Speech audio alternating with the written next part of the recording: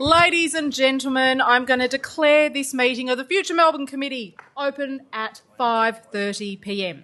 Can I welcome councillors, management and members of the public attending tonight's meeting, both in person and virtually.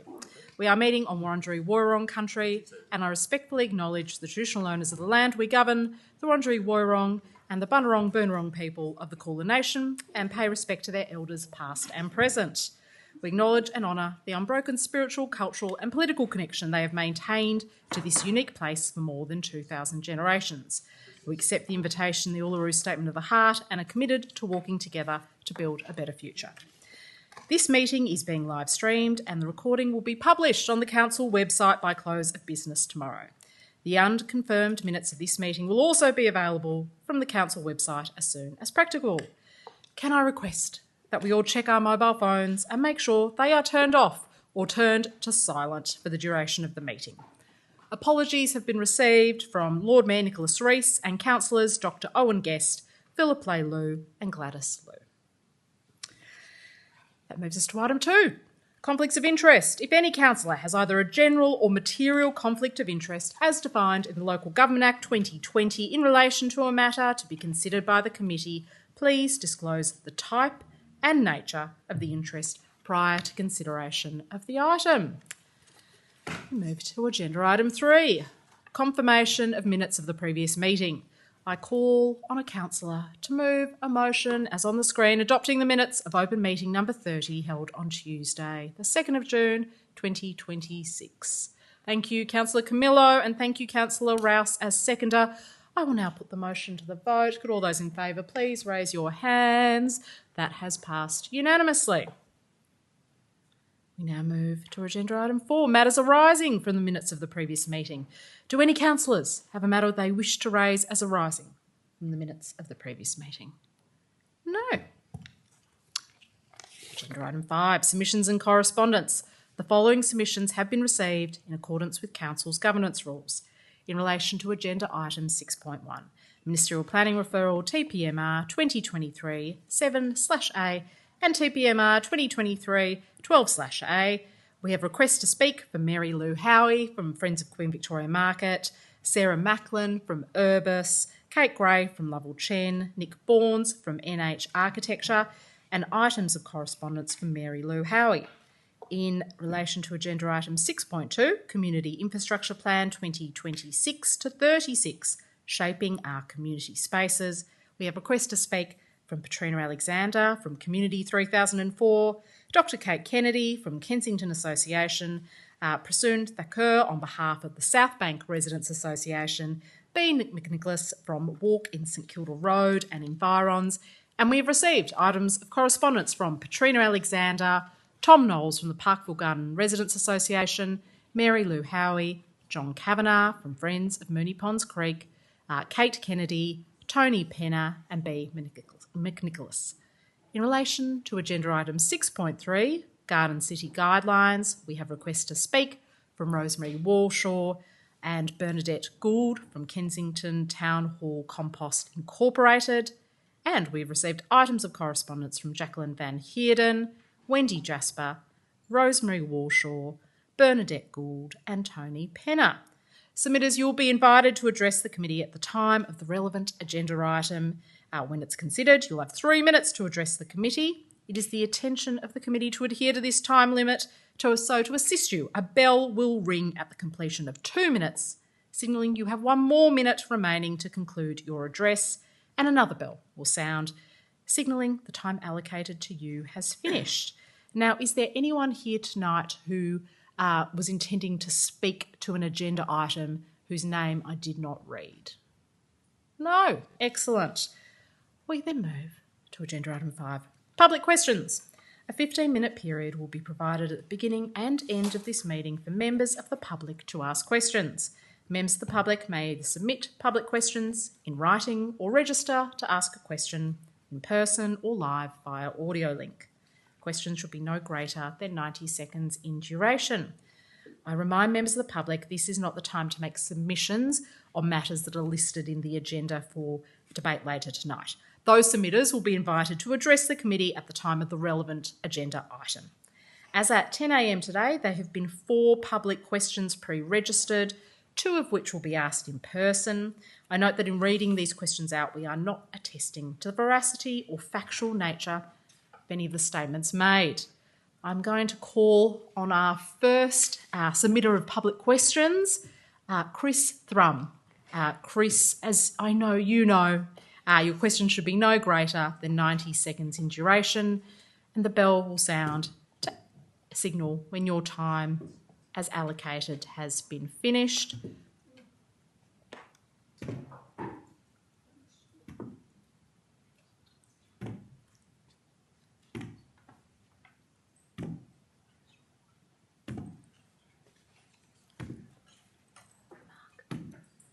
Might just adjust the lectern. Of course.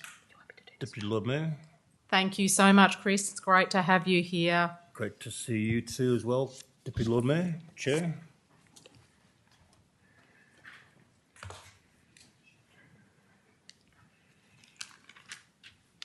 Okay, thank you, Deputy Lord Mayor. After the inaugural Melbourne Music Week in 2011, the then Lord Mayor Robert Doyle declared that Melbourne Music Week made the City of Melbourne a better, more exciting, more vibrant city, with people travelling all across the city.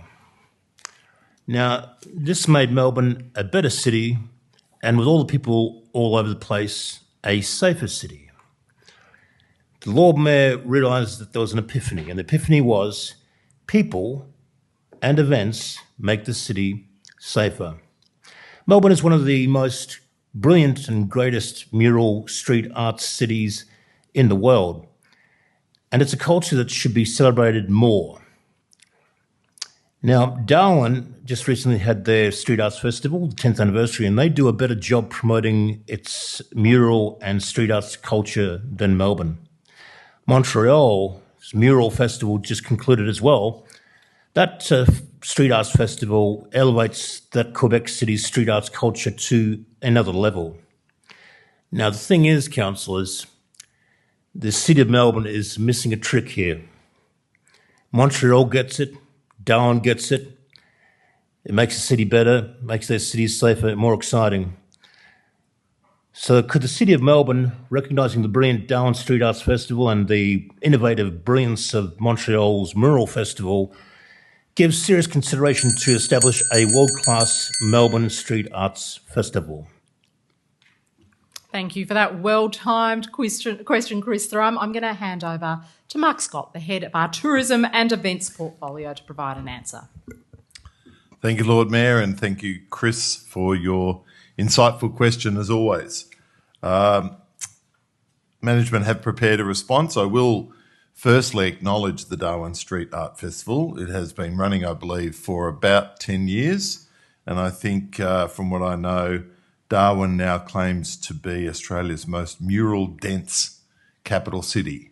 That's an interesting claim, but mural-dense capital city. So I will try and get up there next year for the festival. I think it's fair to say Council is proud of its vibrant and diverse street art here in Melbourne, and we do recognise that it is a significant local tourist attraction. There is, unfortunately, no current plan specifically to develop a standalone festival or budget allocation. However, Melbourne's laneways are highlighted in a number of key events, and those laneways obviously are adorned with street art.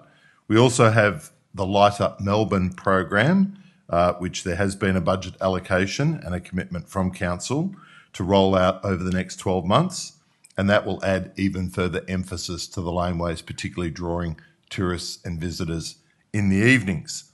How we continue to promote and support street art will be considered, however, under the development of a new creative strategy led by our team in the upcoming months. So thank you for highlighting Darwin's festival, and we will certainly keep an eye on things and try and factor it into our plans going forward.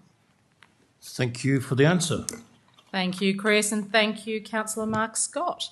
I'm now going to turn to Aaron Moon, who I believe is in person, to ask his question.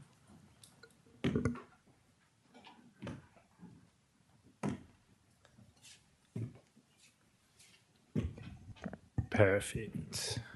Could I get the next page down, actually? That would be great. Thanks.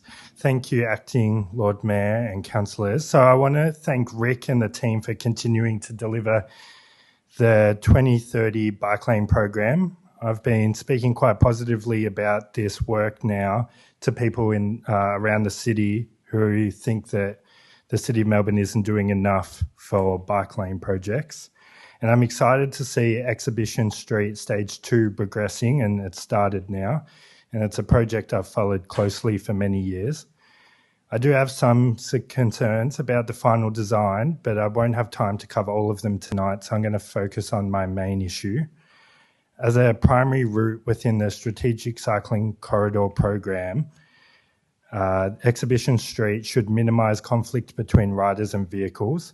My main concern is the hotel drop-off slip lane, as seen on screen, near the Marriott Hotel. Vehicles cross the bike lane with only green paint as protection, and in practice, this area frequently is blocked by queuing cars and informal stopping, creating conflict and adoring risk. While I acknowledge there's a small protected barrier approaching the section, I don't believe it goes far enough.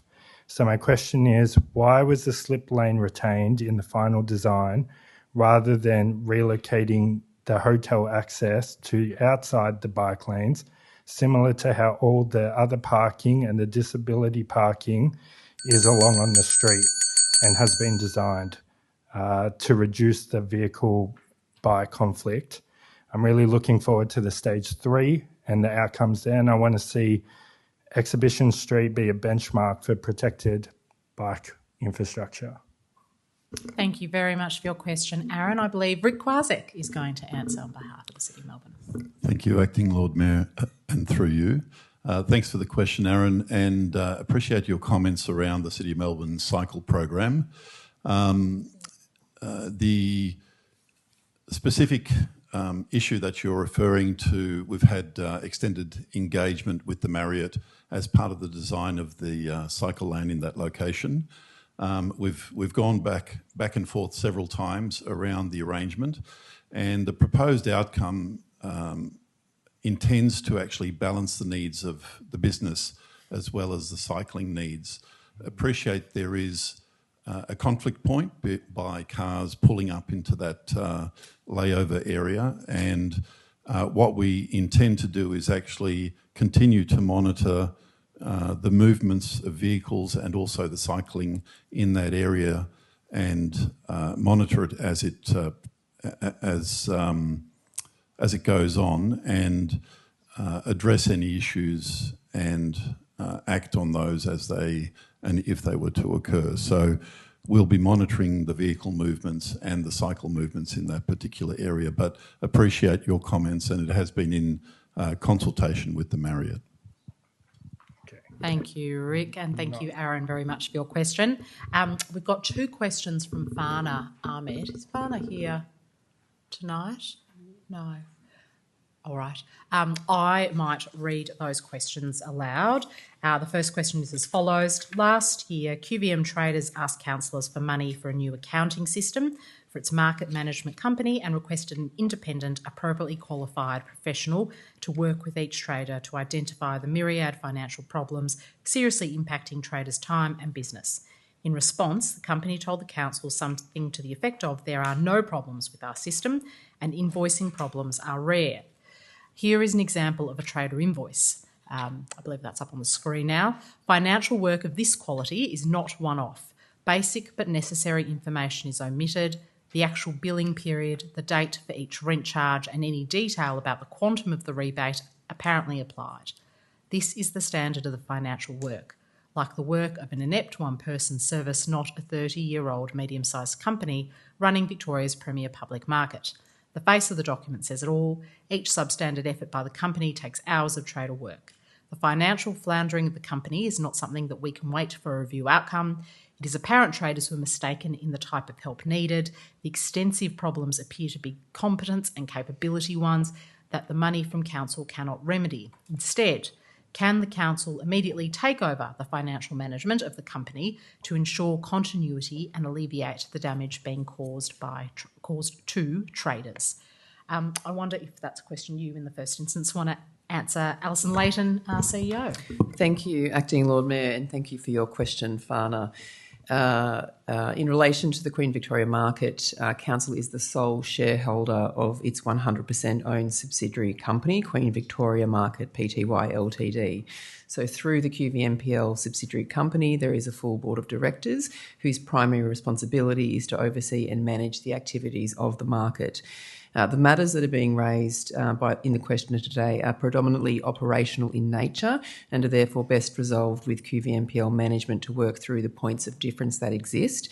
However, having said that, I have had a look at the invoice that Fana has included in her question, and I can see that it would be beneficial for further information to be provided in that invoice, and so I'm happy to take that matter up with QVM management personally. Thanks, Acting Lord Mayor. Thank you very much, CEO.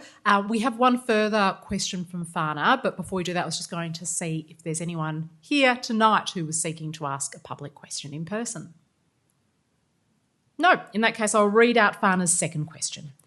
Council was the primary partner in a tripartite deal with relocating H&I Shed QVM traders late 2022.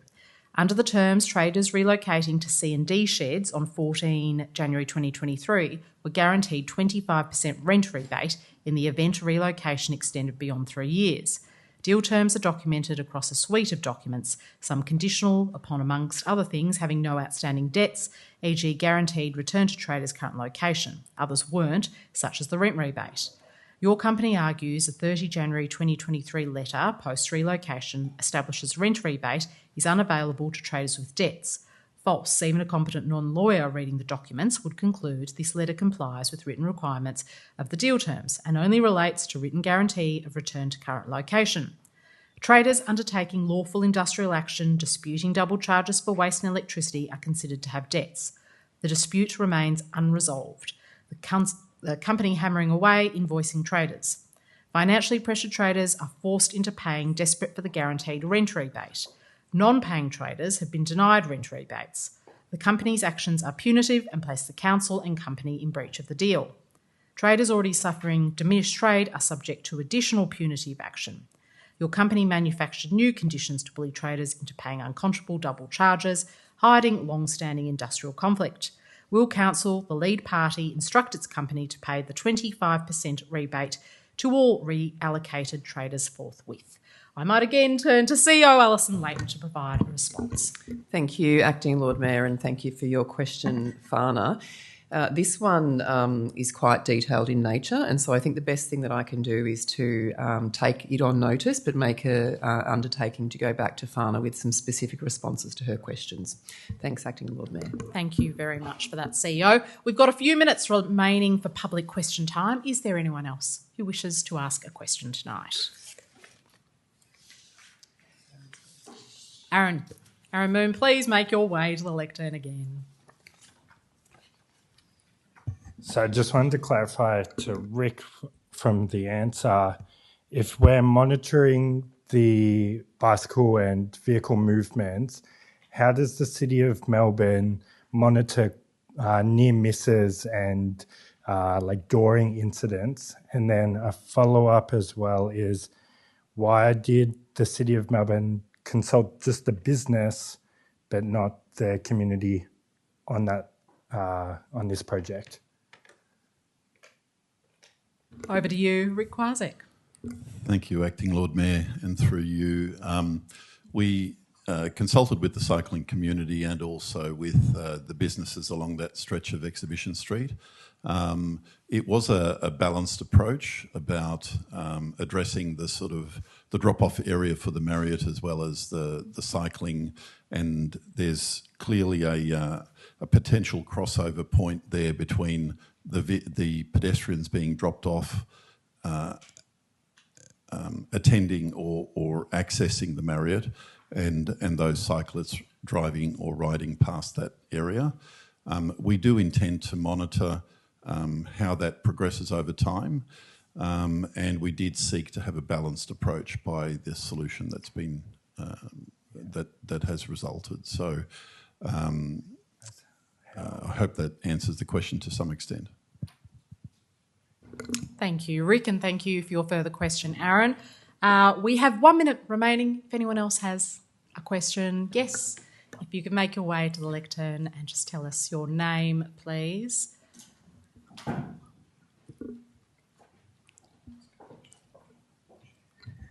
Hi, my name's Rosemary Walshaw. I'm a disability access consultant.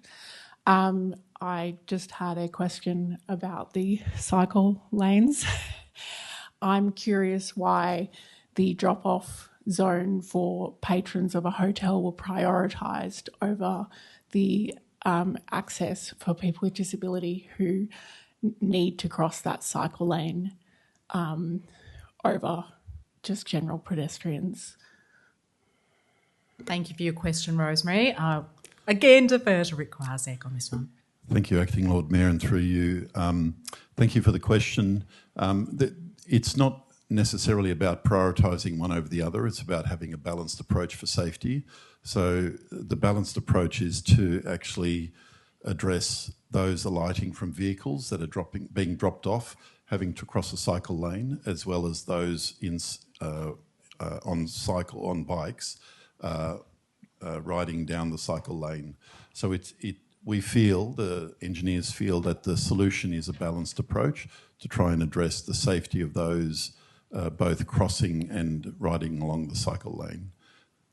Does that, from a disability perspective, those alighting from vehicles will be able to alight directly onto the pavement, so it should provide a direct access from those being dropped off at the Marriott. Confirm, Rick, there's no having to walk over the cycle lane. If a person with a disability is getting out of a vehicle, they are directly going onto the footpath. That's correct, yes. So the plan was different. Thank you, Rick. Thank you for the question, Rosemary. I was just going to see if Councillor Camillo, who's our Deputy on the Infrastructure Portfolio, wanted to add anything. No? Thank you. The time for public questions has now elapsed. So thank you very much to those who raised questions. Councillor Scott. Thank you. Just a clarification question, Acting Lord Mayor. In a situation where an officer commits to responding to a submitter in writing and taking the question on notice, are all councillors copied on that response as a matter of course? Just so we're aware of the answer to these questions. I'm going to ask our CEO to provide a response in this instance. We certainly have had instances where the response has been included in the minutes of the meeting, so not only do councillors receive it, but any member of the public can access it. But I might allow the CEO to provide a response. Thank you, Acting Lord Mayor. Thank you for your question, Councillor Scott. We can. So let's make it a practice that moving forward, any questions that are taken on notice during public question time that are provided in writing following are copied into all councillors for their visibility, as well as being published in the minutes. So there's a record of that moving forward. Thanks, Acting Lord Mayor. Thank you very much, CEO.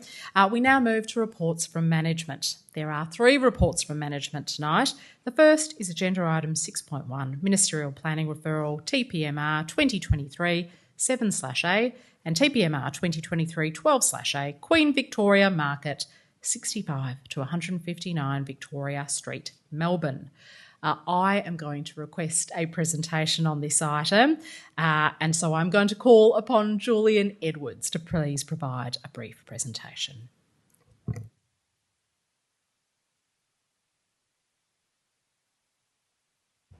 Thank you. There we go. Thank you, Acting Lord Mayor. Good evening, councillors and members of the public. The matter before you tonight relates to 2 ministerial applications that seek amendments to the Gurrowa Place redevelopment project at the southern precinct of Queen Victoria Market. Next slide, please.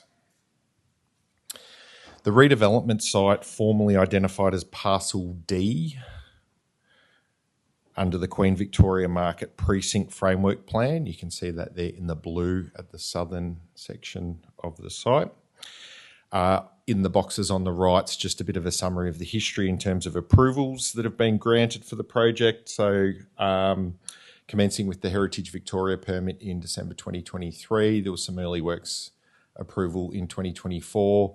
The development plan and Towers 1 and 2 were both approved in 2024 as well, in June and August.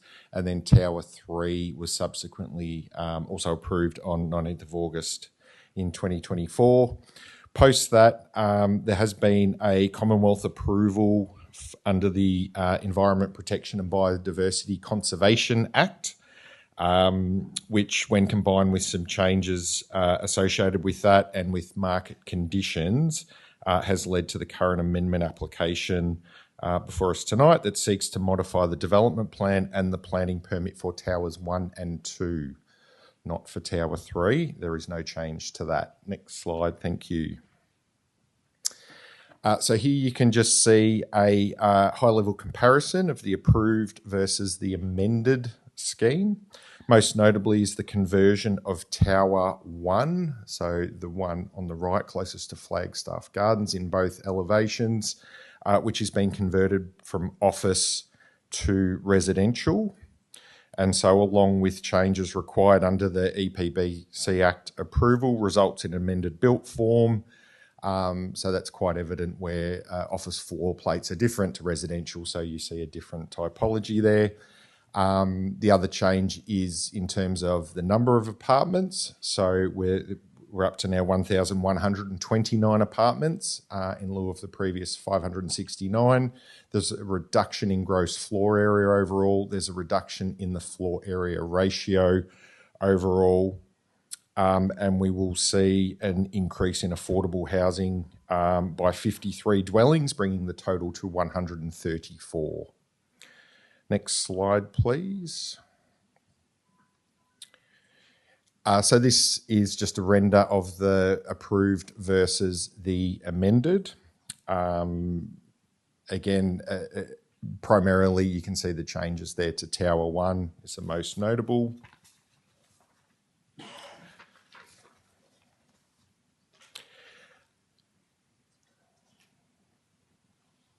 I might just note, sorry, if you can just jump back to that last slide. So the amended response has addressed the relevant design principles within the development plan. These seek a graduation in height down to Flagstaff Gardens and tower articulation to avoid the appearance of a continuous wall. And like with the original proposal and approval, this concept has been through the Office of the Victorian Government Architect as well. Next slide, thanks. So just on this one, it's just an illustration of the reduced massing of the towers in relation to the Franklin Street stores on a two-dimensional plane, so looking down. And you can see in that bottom one, there's a sort of a zoomed out box that indicates primarily the area that's been reduced back from what was previously overhanging that space, that walk-through area. So it's been reduced by just over 200 square metres in terms of a cantilever into that space. Next slide, thank you. And just what that looks like at ground level. So you can see in this image here the increased setback from the Franklin Street stores and the revised design as a result of shifting from office to residential. And I might leave things there. Happy to take any questions. Thank you very much for that presentation, Julian. I just had one question. If we could go back to where you have the approved and the amended tower forms. Yes, that one. So appreciating with Tower 1, there is a change in the way the tower steps down between the approved and this amended application, but also on the facade of the approved application, there's sort of a textural element. Why has that been removed? It's probably more a question for the architects who are here tonight. They would be able to explain it much better than I could. I don't know whether that is the case or not, Julian, but I will reserve the question when we hear that submission. Thank you. Thanks. I didn't have any other further questions, but did councillors? All right. Thank you very much, Julian. Thanks. I now call on Mary Lou Howie from Friends of Queen Victoria Market, who's requested the opportunity to address the committee in relation to this matter.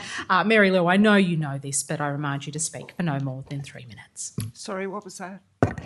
To speak for no more than 3 minutes. I'll be much shorter than that.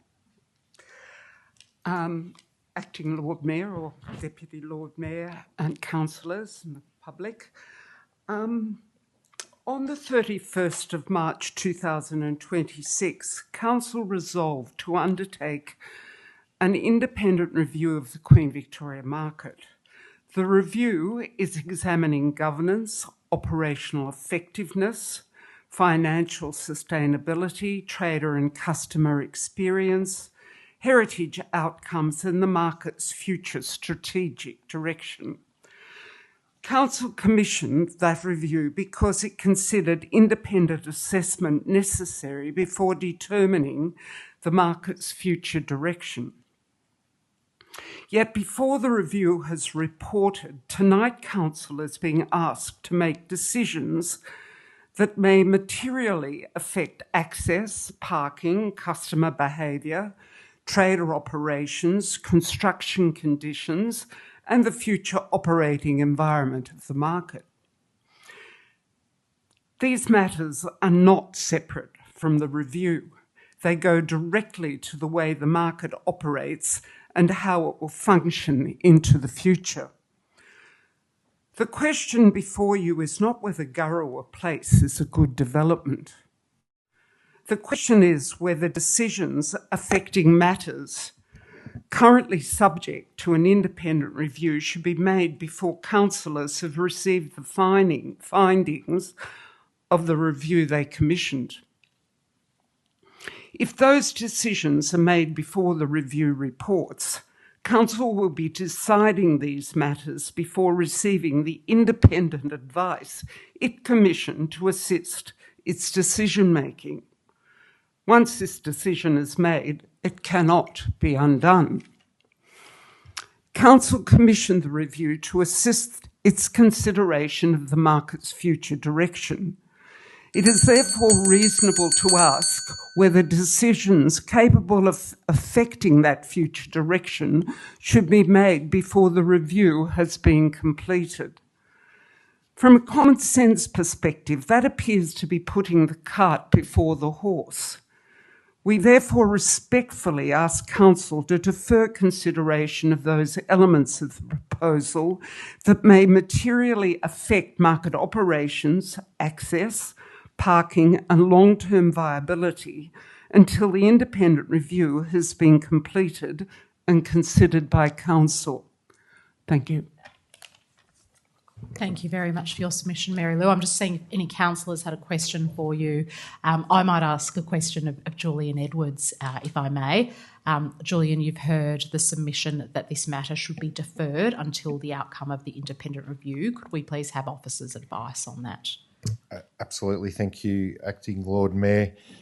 So the concerns raised in the submission by Mary Lou certainly go to the broader governance and strategic matters regarding Queen Victoria Market and its operations, which we would say, whilst important, are not within the scope of the amendment before you tonight. The development in question has already been approved, and what's before us are amendments to that we're considering from a statutory planning, essentially, perspective. Also noting that the Minister is the decision maker here, not Council. So this is a part of the process where we provide our advice as a Council through to the Minister before the Minister makes a final decision. Thank you, Julian. Just to explore that even further, in the event the Council did not make a decision tonight, and in fact deferred its decision for some months, is it a consequence that the Minister could make a decision in the absence of any input from this committee? That's correct. The Minister could proceed to make a decision irrespective of whether we provide advice or not. Thank you very much, Julian. I now call on Sarah Macklin from Urbis, who's requested the opportunity to address the committee. Sarah, I remind you to speak for no more than 3 minutes. Thank you. Thank you, Acting Lord Mayor and councillors. I'm Sarah Macklin. I'm a planning partner from Urbis, and I've been working with Lendlease on this application for a number of years. Can I have my presentation up? That's okay. Thank you. If we can go to the next slide. The renewal concept for the Queen Victoria Market had its genesis more than a decade ago, with Council developing a clear master plan and business case to revitalise the market precinct. This was then translated into planning controls via planning scheme amendment and a full public panel in 2017, culminating in the introduction of Development Plan Overlay 11. Since 2017, plans consistent with DPO 11 have been approved by the Minister for Planning. This included in 2024 a development plan and permits for Tower 1 and 2. In the same year, under separate legislation, a heritage permit was issued by Heritage Victoria for the development. In 2024, the proposed development was found to be a controlled action under the Federal EPBC Act, and in 2025, an approval was granted subject to conditions. Consistent with these conditions, an amended heritage permit has been issued by Heritage Victoria, and before you tonight, for consideration and recommendation for a decision by the Minister for Planning, are amendments to both the development plan and applications for Tower 1 and 2. As you've heard, if you can go to the next slide, please, and the next one. As you've heard already, and as will my colleague Kate Gray from Level Chen will talk to in more detail, the EPBC approval conditions have really driven the amendments before you to consider tonight. These are primarily the setback of Tower 1 to create more breathing space for the Heritage Franklin Street stores. If we go to the next slide, please. Tower 1 was originally approved as a commercial building, and approval is now sought to change the use. This responds to the more slender form of the Tower 1 and also of the market conditions that have changed since the approval time. We note that a dwelling is as of right under the capital city zone. The proposed development remains compliant with DPO 11. If you go to the next slide, please. With the change to residential, Lendlease engaged award-winning architect Jackson Clement Burrows, JCB, to design a high-quality residential building. Tower 1 still includes 200 car spaces for public use associated with the Queen Victoria Market. If you go to the next slide, please. The redevelopment of the Queen Victoria Market will continue to deliver public benefits, including approximately 134 affordable homes, which is 3 more than the previous scheme.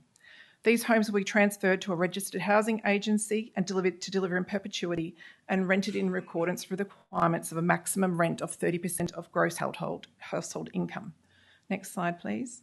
The project will continue to deliver other public benefits, including the delivery of 1.8 hectare new public open space and approximately 270 metres of new laneways and public realms. Next slide, please. That might be the last one. Reflecting on the importance of the complex site and legacy of the project that will lead, both the development plan and permits applications have been through a robust process, and we thank the City of Melbourne officers, as well as the Department of Transport and Planning, Heritage Victoria and the Office of the Victorian Government Architect for their commitment to the process. Thank you. Thank you very much, Sarah. I'm just checking if any councillors have a question of Sarah. No? Thank you for your presentation. I now call on Kate Gray from Level Chen, who's requested the opportunity to address the committee. Kate, I remind you to speak for no more than 3 minutes. Good evening, Acting Lord Mayor and councillors. My name is Kate Gray. I'm a director at Level Chen. We are heritage advisors to the QVM Southern Development site and also been on the project for a number of years. Next slide, please. The EPBC Act approval timeframe, the QVM is on the National Heritage List under this Act. The requirements of the Act sit separately from the planning and heritage approvals in a state-based situation. In June 2024, the Minister for the Environment and Water determined the Southern Development Project required assessment and approval under a public environment report process, a specific process, which included extensive public consultation and took around 12 months, with the approval decision being issued on 11th of August 2025. Next slide, please. The EPBC Act approval includes conditions designed to mitigate or further mitigate the heritage impacts of the proposal in response to the national heritage values of the market. As related to built form, these conditions focus on improving the relationship with the Franklin Street stores through increased setbacks and greater horizontal and vertical separation at the lower levels of the towers. For Tower 1, the change in the floor plates, the narrower form, allows for a significant reduction in the extent of cantilever over the stores. The tower is pulled back, particularly at the western end, improving views along the southern face. And an additional bay of the southern canopy can be reinstated and retained. The reduced cantilever is also well above the laneway and the canopy to the stores at a height of 19.5 metres over the lane. For Tower 4, there was also changes to the podium cantilever, achieving greater horizontal and vertical separation from the stores. Importantly to note also that the EPB Act conditions also require no excavation to occur within the footprint of the Old Melbourne Cemetery to protect the archaeological values of that part of the site, and as a result the new Market Square landscaping will be introduced as a layer above the retained asphalt to the existing car park. The heritage process from here, next slide please, and that these slides just go through those. That big reduction in the cantilever, next slide, is shown as per the previous presentation, and the third slide actually goes to the extent to which this project has now been pulled back from the National Heritage boundary. The heritage process from here, next slide please. The revised development plan and planning application, as Sarah said, before you this evening, are both consistent with the EPBC Act condition requirements in terms of the process, as well as the required design changes which are reflected in the amended plans. The EPBC Act conditions include extensive compliance and recording requirements. And of course, the requirements of the Heritage Act also continue to apply. Heritage Victoria permit has been amended to reference the plans consistent with the EPBC Act approval. There's no change to the Heritage Act Victoria permit conditions themselves, and these will ensure the heritage place is protected during the works, and Heritage Victoria will also continue to have oversight of the delivery phase of the project, including resolution of design detail. Thank you. Thank you very much for that submission, Kate. I'm just checking if councillors had any questions. No, thank you so much. I now call on Nick Burns from NH Architecture, who's requested the opportunity to address the committee. Nick, I remind you to speak for no more than 3 minutes. Thank you. Next slide. Ooh, can we make this full screen? Sorry, I'm using my time for that. Obviously, I'd like to acknowledge that we are working on Wurundjeri country, and we have engaged throughout the process from bid through to today with the Wurundjeri Council for the project. Next slide, please. Obviously, you saw a lot of diagrams, but we want to sort of reiterate, of course, that even though it's the amendment does really go back to the original precinct vision of the idea of this precinct has an idea about repair, about tying into the marvellous Melbourne and reconciling the city grid with the market. Next slide, please. As you've heard everyone talk, the amendment really talks to a reduction in perceived heritage impact, a change of use for Tower 1, and some refinements to Tower 2. Next. But at the core of the project still maintains its values. The idea of designing with country, designing for this place, a project that can only be in Melbourne on this bit of land. Next. The development plan and the buildings themselves still comply with the same principles embedded within the original development plan, which you see here in front of you today. Next. If we approach this then from Market Square, moving through into the site. Next. Really what the precinct is about the ground plane. It's about creating a vibrant connection back into the city, one that brings the southern part of the city and meets the market through active spaces, places where people live, shop, and of course activating the fantastic Franklin Street stores as a piece of living heritage. Next.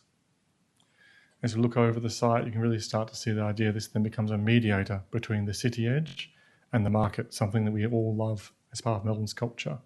Next. The main changes in Tower 1 are refinements really around, of course, in the EPBC, a reduction in the building mass, pulling back from the heritage and having a very different expression of building as it's a residential offering, turning the corner from the city into this laneway precinct. Next. We talk about the idea of this building being a city edge or rotation of this grid, where you have the park meeting the buildings and really becoming a symbol of how buildings can start to integrate with nature and really tie into things like the city's aspirations for greener buildings. Next. As you can start to see the corner here looking from Franklin Street across from the park and the tram stop, the idea that even the park starts to impress itself upon that building and starting to, as a project, to be an example of how we might do buildings better, and having that greening to the park and linking spaces for flora and fauna to be and to live. Next. As you can bring that down, you can start to see that then starts to create a very different, vibrant laneway system to the back of the Franklin Street stores, and starting to really connect this sort of great laneway city in a new contemporary way by bringing nature into this space. Next. Tower 2 has fewer refinements. It's really about pulling back the balconies and having more sky to the laneway, creating more sun and more space, and refining our response to wind to make sure that we have a really great environment for people to live, dine and shop. Thank you. Thank you very much for that presentation, Nick. I have a couple of questions. I'm going to ask you to stay there, and other councillors may as well. I'm going to ask you the question I asked of Julian Edwards before about Tower 1 and that change from the original application in terms of the facade, which had sort of a textured element that does not appear to be the case in this application. Could you just speak to the rationale for that change? Today I'm representing NH Architecture, the precinct architect. There is JCB Architects here. Sarah Lynn Rees was the designer of this facade. With the previous scheme, it was an office scheme. Offices have typically, glassy, flat facades. In the previous application, we worked with 3XN Architects to really try and create difference within what was actually a very flat facade. The difference with the residential offering is the building itself is much more three-dimensional. There's 3 towers. So it isn't a large, broad, flat facade. It has different daylighting requirements. We don't want it all glass. People inside will cook. We have balconies.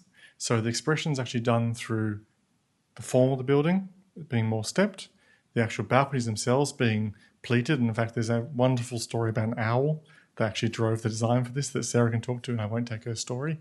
And equally then the expression of people living in there. So it's a very different texture response.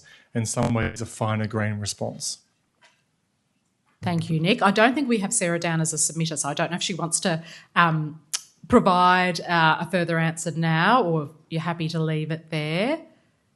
No? Okay. I was going to ask you a further question, which is how, I think it was Tower 1 you were speaking to, enlivens the city aspiration for greener buildings. Could you speak to some of the elements in that tower, or maybe it's Tower 2 as well? Absolutely. They both sort of talk about them. We've learned a lot through the project. So we've learned a lot about greening buildings. The Green Factor tool the city has published is something we very carefully work through, and working with our landscape architect, Mark Jakes, we keep following that through. The idea of the project really is that we understand that we've got this amazing ecosystem of the park next door, obviously creating a new one in Market Square, but we also know that flora and fauna don't like to hang out much more than 20 metres up. So the way the scheme really works is it thinks about bringing nature through the public spaces, but then creating the podium top as more of a space for flora and fauna at that 15-metre mark, and then taking nature up the building then as more human occupations on those upper terraces. And that's across both buildings. But equally, we're exploring ideas about a green facade facing the park and how that might start to then attract things like microbats and other things to actually occupy across that space. Thank you so much, Nick. I'm just seeing if any other councillors have a question for you. No? All right. Thank you very much for your submission. I'm now going to ask for a motion to be put up on the screen.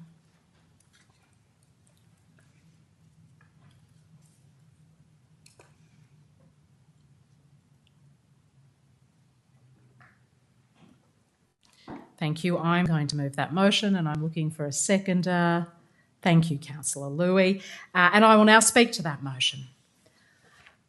Tonight, the Council is considering amendments to the Queen Victoria Market Southern Precinct Development Plan, better known to many of you here and following along as Gurrowa Place. This was approved in June 2024, and we are also considering amendments to Ministerial Planning Permit PA 23-023-74. That original permit was approved in August 2024. The application before us tonight relates to an incredibly significant city-shaping redevelopment on council-owned land, with an estimated development cost of $552.9 million just for the towers that are the subject of this amendment. Lendlease is the applicant, the architects are Jackson Clements Burrows and NH Architecture. The proposal involves 2 primary mixed-use towers with substantial public realm and heritage integration. This amendment responds to the Environment Protection and Biodiversity Conservation Act decision last year, and it also seeks to have a change of use to convert Tower 1 from office to residential use. Dealing first with the change of use, these changes will result in a total uplift from 569 dwellings to 1,129 dwellings in total across Towers 1 and 2. This will include a mix of studio, 1, 2-bedroom units and a marked increase in 3-bedroom units. There is also a corresponding increase in affordable housing provision that will result in an increase from 81 units to 134 units. And you've heard tonight that that is affordable housing that will be delivered on site by a community housing provider. Officers have advised us that the revised affordable housing requirements for Tower 1 are considered to be acceptable in light of the substantial increase overall in affordable housing delivery across the precinct, and I agree with that recommendation. Turning then to the changes in building form and to the precinct. The amended building form reduces massing in proximity to Franklin Street stores. It is a much more respectful interface, responding directly to the EPBC approval conditions. I'm very pleased to see the development plans continue to establish a transition in scale from lower scale heritage fabric to taller built form. That stepping up in height from west to east is consistent with precinct design principles. This plan proposes an integrated network of laneways, pedestrian links and a connected ground plane that maximises permeability, sightlines and activation across the precinct. That is something we like to see across the City of Melbourne, but it is particularly important in a site of this significance and prominence. The revised design of Tower 1 will continue to provide a high-quality architectural response, as well as an improved heritage and public realm outcome around the William Street interface and the east-west connection. This decision before us tonight and this motion does also include a number of conditions. In particular, our officers have recommended support for the amended development plan and no objection to the amended planning permit, subject to conditions including updated plans to ensure compliance with energy efficiency and stormwater management, that the commitment to affordable housing be delivered on site by a registered housing provider, and a further detailed design response and a facade strategy. This is a city shaping project that will change Melbourne's skyline. So it is incredibly important that the design response and the facade are the right response for this particular precinct. So I certainly strongly support that condition. These are, in my view, positive changes given the demand in the central city, the substantial uplift in housing supply in particular, and the meaningful increase in affordable housing are positive outcomes given the needs of our city. The proposal retains a strong mixed-use outcome across the broader precinct, and the reduction in office floor space should be considered in the context of the incredible demand for housing in the City of Melbourne. These changes will ensure the site delivers its highest and best use, subject to the conditions proposed by management. For those reasons, I commend this motion to my councillor colleagues, and with that, hand over to you, Councillor Lowy. Thank you, Rush. Acting Lord Mayor. I certainly concur with your very detailed and extensive presentation. Leaves me very little, very briefly, to add to your comments. But basically, with a net increase of 560 housing units, a net increase of 560 units on this site is certainly a welcome if we're truly trying to resolve the housing crisis. But more importantly, also a substantial increase in affordable housing, but the 550 million plus investment is very welcome in the City of Melbourne and certainly very welcome within the Queen Victoria Market precinct. So I certainly support this application. Thank you very much, Councillor Lowy. Would any other councillors like to speak to the motion? Councillor Rouse. Thank you, Acting Lord Mayor. I've got a couple of questions perhaps for best answered by management, but also I'd be happy for any of the previous submitters to respond as well if and where relevant for them. I'm not sure if that's easier for Julian to jump up now or...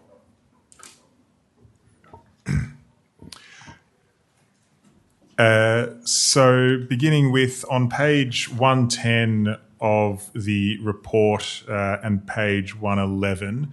And I'll preface this by saying I'm a counsel, I'm not an expert in this area, so please feel free to explain it to me in as simple terms as possible. It appears to me that 85% of the park area or the Market Square area is sitting above the sitting comfort threshold for wind. Are we inadvertently creating a park next to the market where we expect people to sit and eat food, but we expect there to be significant downdraft and gusty winds as a result of the infrastructure? Thank you for the question, Councillor Rouse. I might just get the presentation back up. That's not too much trouble. And can we jump to the first slide after the blue final slide? Next one. Yep, thank you. So the location of the park was, I guess, essentially determined back in 2017 when the Queen Victoria Framework Plan was developed. The pathway or journey that it's been on is that under the previously approved development plan and subsequent planning permits, as well as then the revised, the wind considerations have had to form part of that the whole way through. What I guess where it lands is that we can't avoid completely wind implications at certain points in time. What the amendment does is actually improve the amount of sitting and standing comfort throughout the area. So whilst it might be still a large proportion that it is falling within that walking comfort space, it is a net improvement on the previously approved scheme for the location and for the site. And the park was already designated to be there before any development throughout this plan was proposed. Thank you for that. Couple more questions. Yep. On page 112 of the report, which I believe is the bottom image that we see on the screen at the moment, it lists the wind mitigation measures needed to be included in the permit. One of those, number 11, which is the green one in the middle of the Market Square, is tree planting. Given the issue we have with the Market Square in relation to heritage asphalt, does this create a scenario where tree planting might not be possible, in which case there would be less of the mitigating measures that are part of the permit than might be possible, or that we see in the lovely artist representations? Thanks for the question, Councillor Rouse. And it's a good question. So the current permit before us doesn't actually require any mitigation measures in the park itself. The mitigation measures that are shown on the plan there were proposed or implemented, if you like, through the development plan at a concept level. Now, what will need to transpire is that when council is in a position to design and then subsequently provide for what that ultimately that park looks like, we will need to consider what mitigation measures are appropriate. You've highlighted a really important one. There are some limitations because of what's underneath the park and how deep you can actually dig into the park, but there might be other ways that can be achieved through large planters or other screening or other measures. So that kind of detail is still to come. What is shown on there is what was proposed at the time of the development plan, basically saying here's some ideas, here's some suggestions that would contribute to mitigating wind within that park. Once the building's built and it's all fantastic and the park's there, if we are in a worst case scenario where perhaps some of those mitigating factors haven't been able to be implemented, or the wind, owing to the fact this is north facing and the majority, in fact 50% of Melbourne's winter wind comes due north, and the situation is the worst case scenario, who would be responsible for installing additional wind mitigating factors? Would that be on the City of Melbourne, or would that cost be borne by the applicant? At that point in time, I would say that the development has been designed and in line with the wind assessments provided with the application. So that would be our first point, to check that. If there was still an impact on the park where that was compliant, then yes, that would fall on us as part of that final park design. Next question. Thank you for bearing with me here.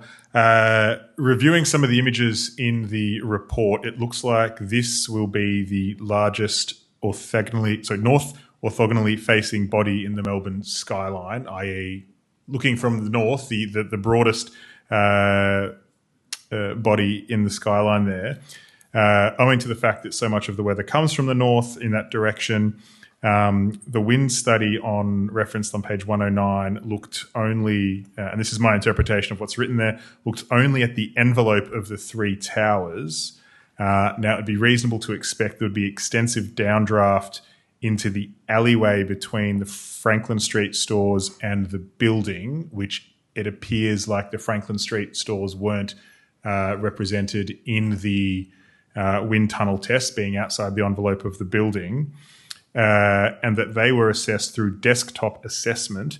Can you expand on what desktop assessment is? Is this a full CFD analysis, or does this provide a greater insight to interaction between the proposed envelope and the other buildings in the connecting precinct?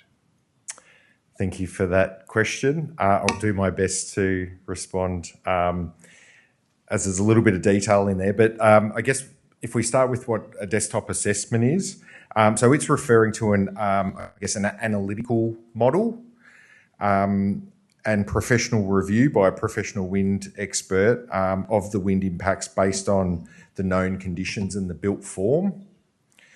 It's not a full CFD, which I'll read out for those who are wondering what a CFD is. A computational fluid dynamics model. The entire precinct. So it's not that, but it does provide an appropriate level of assessment when combined with other physical testing, which was via a wind tunnel testing analysis using a model at a scale of 1 to 300 of the precinct in the surrounding development. So like a lot of these things, we rely on experts in their field to provide us comfort that these things will be appropriately managed, and then we implement that through planning permit conditions. Noting the changes to the overhang as well, and the reduction in the overhang, if there is significant, and I would expect there would be significant downdraft, that would now be funneling all of that wind in the high pressure zone on the north side or the upwind side of the building straight down into that alleyway. Has the analysis considered that, and are we inadvertently creating an east-west facing wind tunnel between the buildings and the Franklin Street stores, noting that for portions of that there is an awning that would effectively trap that wind as well? I guess I can't talk to the specifics of whether that in itself was considered. What I can say is that the wind assessment has identified that there will be less impact in the area across the park, and also if we look at the plans up there, there's no increased impact along the section between the Franklin Street stores and the new development. There are some increases in the sitting comfort area. So this overall would be an improvement based on the wind evidence and advice we've been provided. Thank you. And one final question. With the bluff body of the buildings with the walkway in between, that would significantly change the airflow to the buildings to the south. Does that form part of the consideration, how that might interact with buildings to the south in terms of noise, whistling, wind tunnel effects or anything like that, or is that outside the scope of our consideration tonight? So are you talking to the south of the towers? South of the towers, that are proposed, so across... To the existing buildings. So it is, I would say, out of scope. What is highlighted in the assessment we'll provide it is that the public realm in front of those buildings is identified there as walking comfort level, so at that higher end. Thank you. Thank you, Julian. Thank you, Councillor Rouse. I'm just if you also wanted to speak to the motion. No? Okay. Would any other councillor like to speak to the motion? Yes, Councillor Camillo. Thank you. Are you able to just clarify that the design of the public open space, the park, will be decided by the council? Just for clarification to the public, we're not deciding the design of the park. That's correct, Councillor Camillo. So the park design is not being considered tonight. So any implications and changes that we're going to find out maybe will impact the design of the park. Is that correct? In relation to wind? Could it be in relation to anything? Because... so the design of the park will have to go through a design process where it would take into account all of the various considerations. Is that going to be open to the public for consultation? I might have to defer that question. Question for Rick Wazek. Across to Rick. Thanks, Rick. Thank you, Acting Lord Mayor, and through you. So we'll be working with councillors on the design of the park, and we'll be working through the constraints that exist within the park.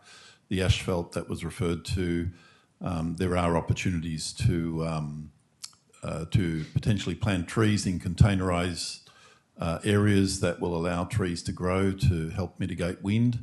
But we'll also look at any other sort of considerations. But it will be for council to work through with designers on the type of park that you would want in that location.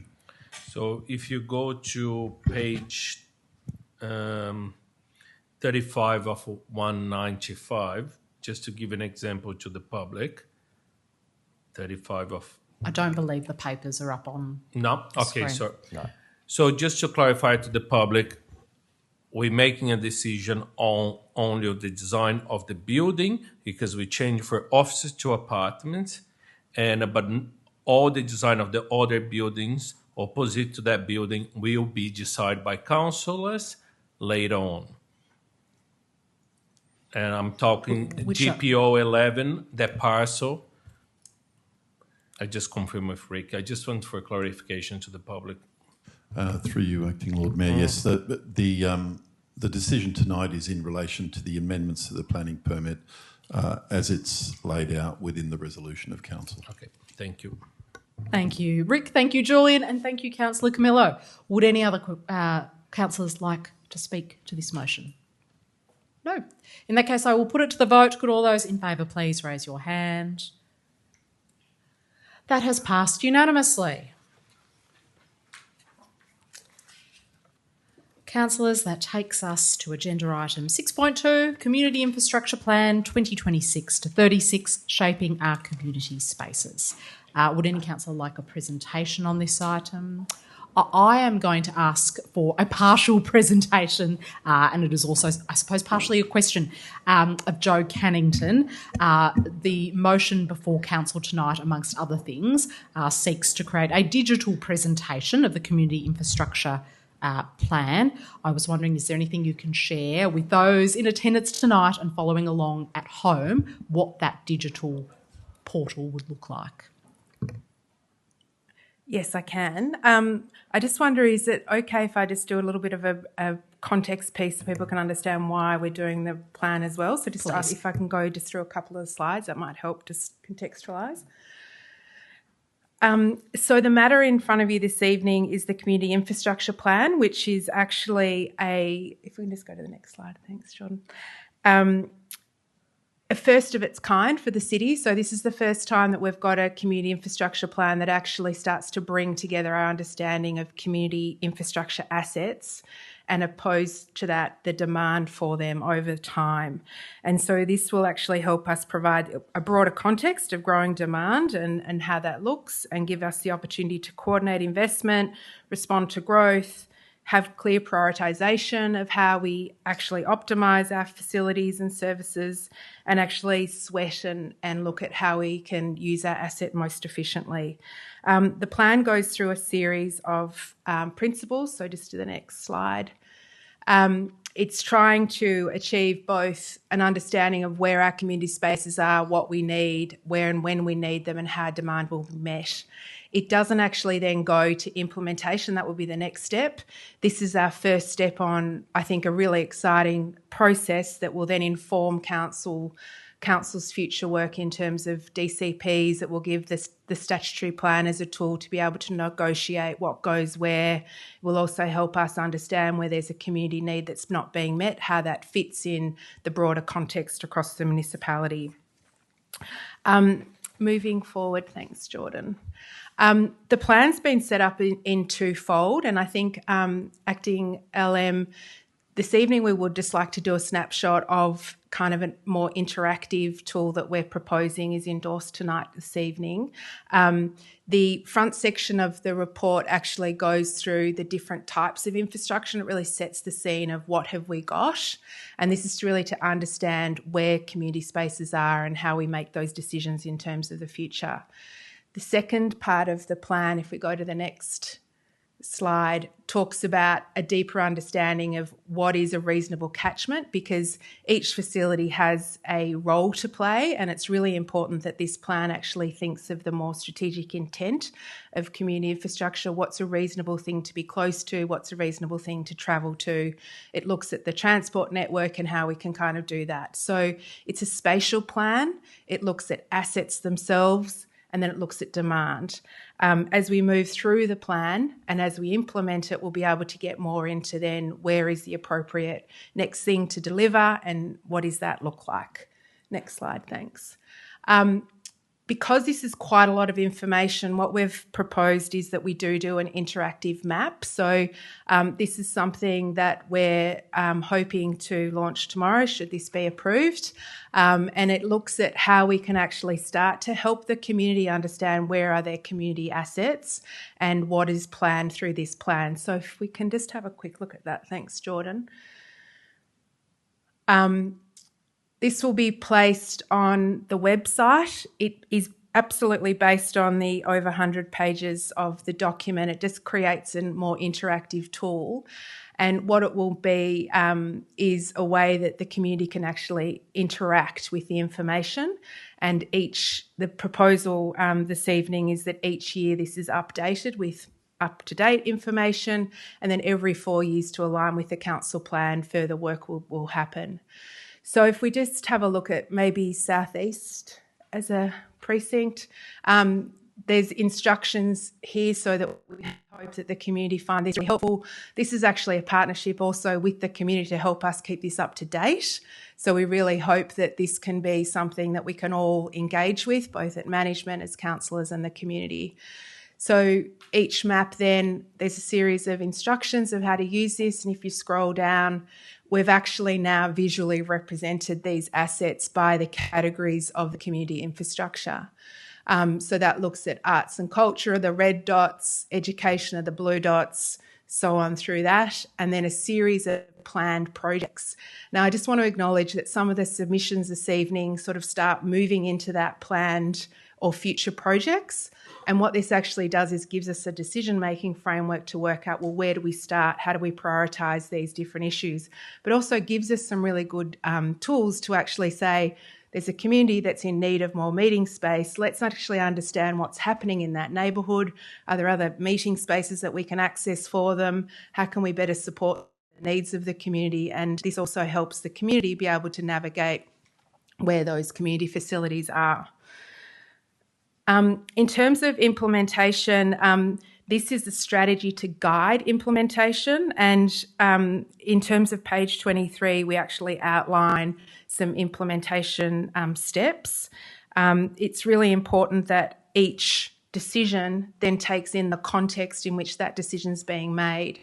So, for instance, things that are raised through the submissions this evening, such as flooding or heritage, access, the equitable distribution of future funds for council across the municipality, all of those things will be considered as part of any decision process. So the intent is that the annual update will then come to you as councillors with sort of an idea of what work we've done throughout that 12 months, and then that will inform the annual budgeting program to then help make decisions on what you then want to prioritise next. So we hope it's a really useful tool to help guide that decision making. It's also about really looking at our partnerships. So part of this work was looking at what others provide, and this is a really exciting piece where we think we can actually be better sharing information about where there are some other assets the community may be able to access over time. So this is just one snapshot of one neighbourhood. Each of these neighbourhoods will then be within each neighbourhood portal, and then if you click on, did you just want to click on a random black dot somewhere just to show you how it's interactive? So this one, for instance, if you then go to the plan, is an advocacy, and it's to do with the Victoria Barracks. So where possible, we've linked a whole series of different resolutions into this, and it's trying to be a bit of a repository as a starting point, but it's absolutely not the end point.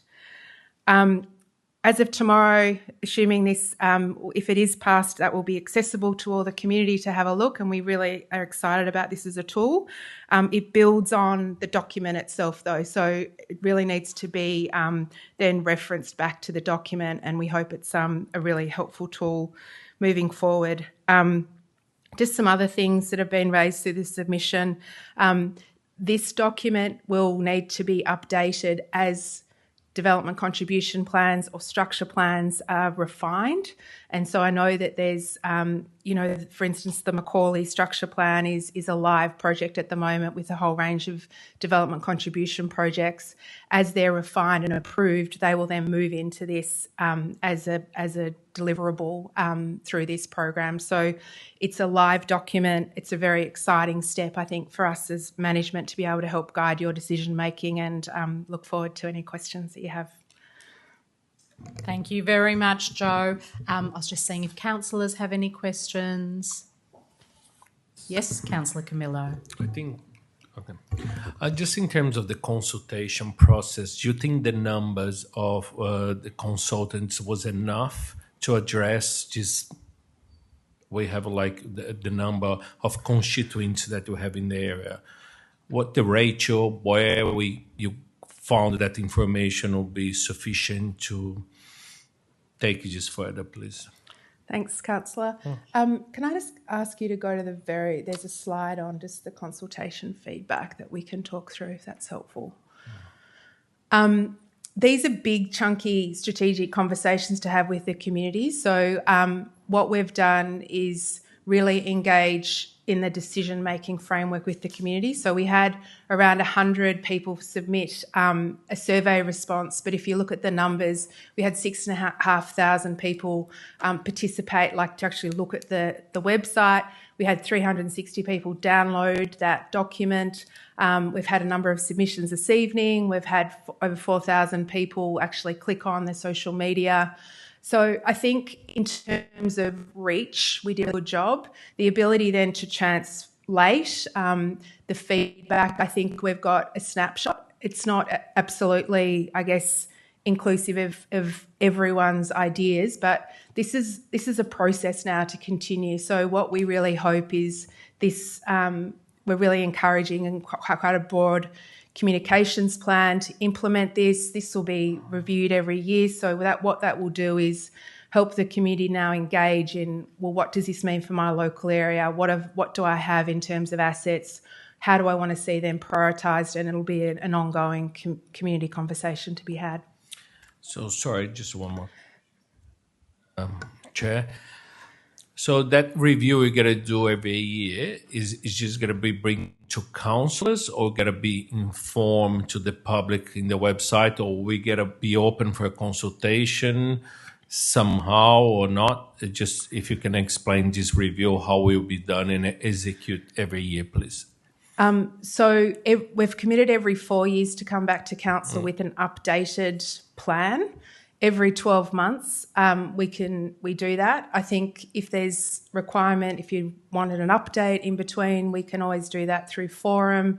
I think we need to really see where it lands and then link it with other projects. So what we're expecting is each decision that's informed by this plan will come back through council. So do you think you should have a review after 12 months, just in case in here? I know you say 4 months, but because it's a very new document, we should come back and review in 12 months.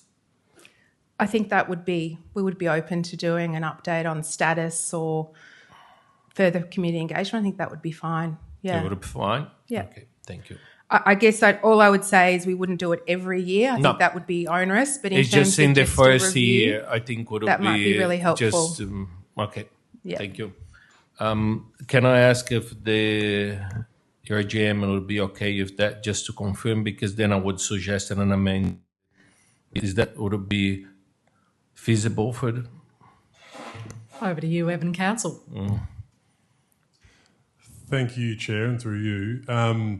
I think we can look at, from what Joe's describing, how we incorporate visibility of the review through the annual planning and budget process that this work will inform. So, yes, there's a way that we can further engage with the community on this subject through those processes. Thank you, Evan. And just noting that we do already have a community engagement process for annual planning and budget, so it wouldn't necessarily require a separate community engagement process. It could occur through the parameters of that. Okay, thank you. Did you have a further question, Councillor Camillo? No? Thank you. All right. Did any other councillors have questions on the presentation? No. Thank you so much, Joe. We've got a number of submitters on this item, so firstly, thank you for your patience. I now call on Petrina Alexander from Community 3004. Petrina, it is great to see you here at Town Hall.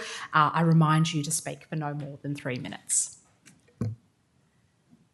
Thanks very much, Acting Lord Mayor, and good evening to councillors. My submission was not about the tool, but about the actual infrastructure plan. And the mapping tool has actually been very useful in understanding what are the assets within the infrastructure plan.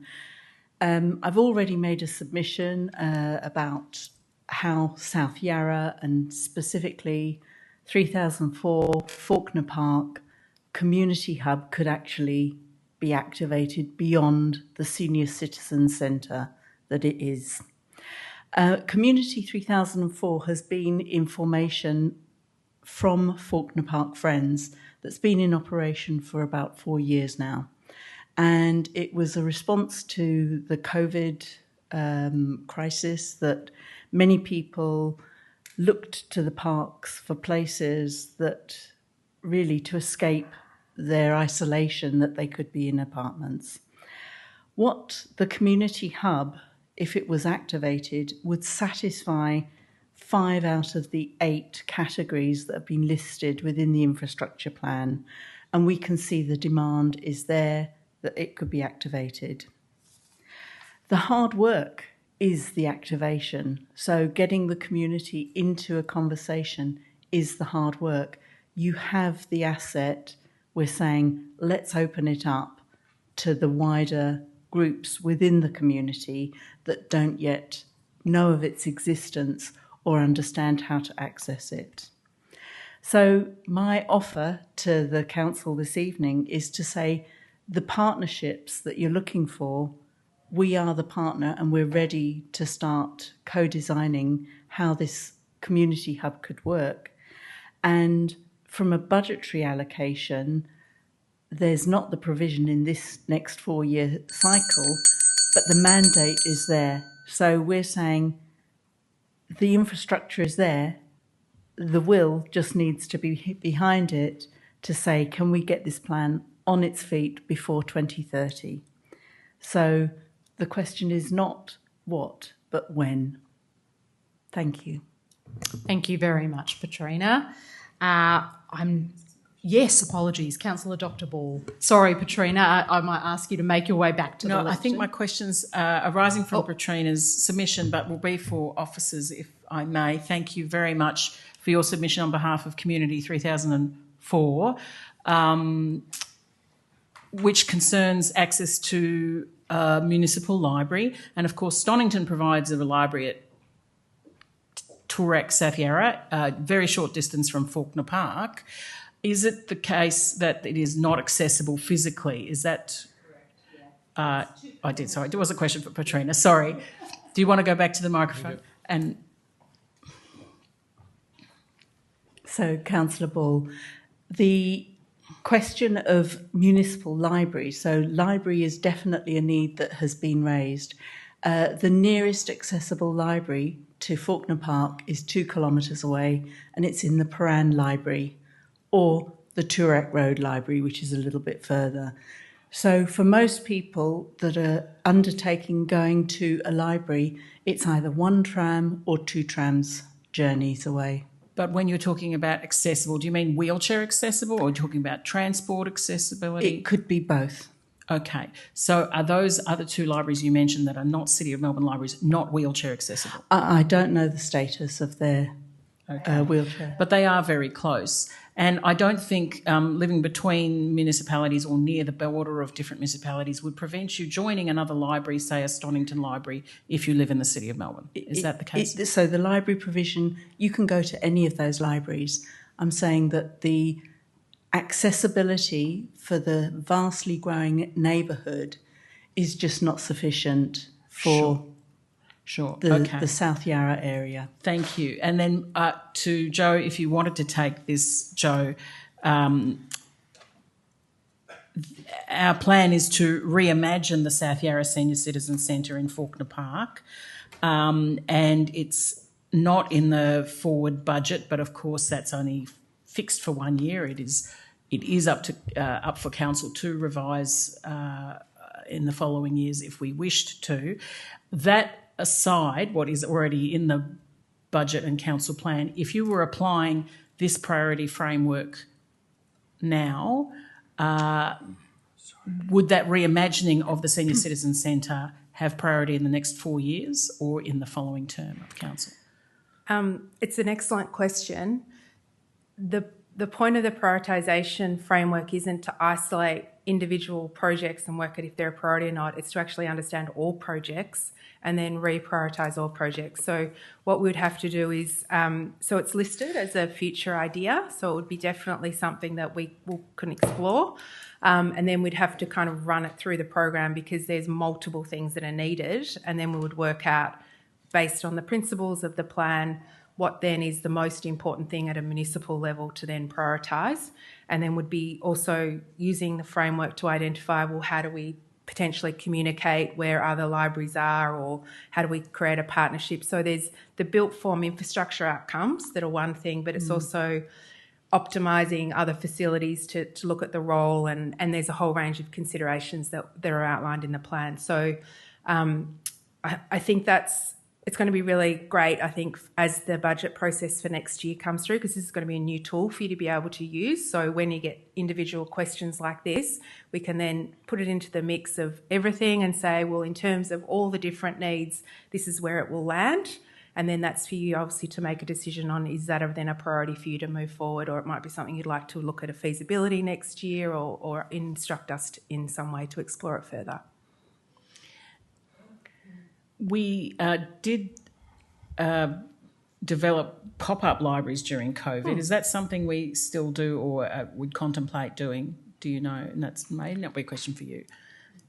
I don't think it is, but I guess this is the conversation that we want to have with the strategy. So this is now a tool where we can start having those conversations, and it can be things that we can start to explore. We would really welcome the community to engage in this document and to think of other ways that we can meet different needs. Mobile libraries, I don't know. I think I'll have to ask I think our CEO, Alison Layton, Yeah. is prepared to give it a shot. It's a great question. Thank you, Councillor Dr. Ball, and through you, Acting Lord Mayor. Absolutely, our libraries team are looking at exactly those issues. They're looking at the role that a mobile library might play, and they're also looking at the opening hours of our libraries and whether they are that they fit the expectations and needs of our community. So those things are being considered. Thanks. Thank you. And my final question, if I may, was when the time does come to reimagine the uses for South Yarra Senior Citizen Centre, will the community and traditional owners be consulted in that process? Will they be actively engaged? Yes, absolutely. Great. Thank you so much. Thanks. And I might ask a follow-up question from Councillor Dr. Balls, which is the question about pop-up library. So I think you're off the hook, Jo Cannington. It might be you again, Alison. But we, of course, did have many pop-up libraries, including one around the corner from Town Hall. We have a number of vacant sites across the City of Melbourne. Would the City of Melbourne consider that if the need was established?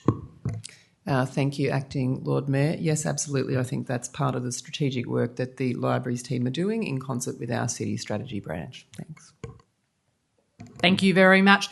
Did any other councillors have a question arising from Patrina's submission? One more question. Yes, Councillor In Camillo. terms of the data of the growing population, the suburbs, where the data were from, because, for example, in some suburbs I'm worried the population is going to grow too much, and we don't even have space to be building houses in there. So that was a little bit conflicted to me. Sorry. Do you... Sure. So every census year we'll review the information, and then through the data team we'll be using the different every annual year.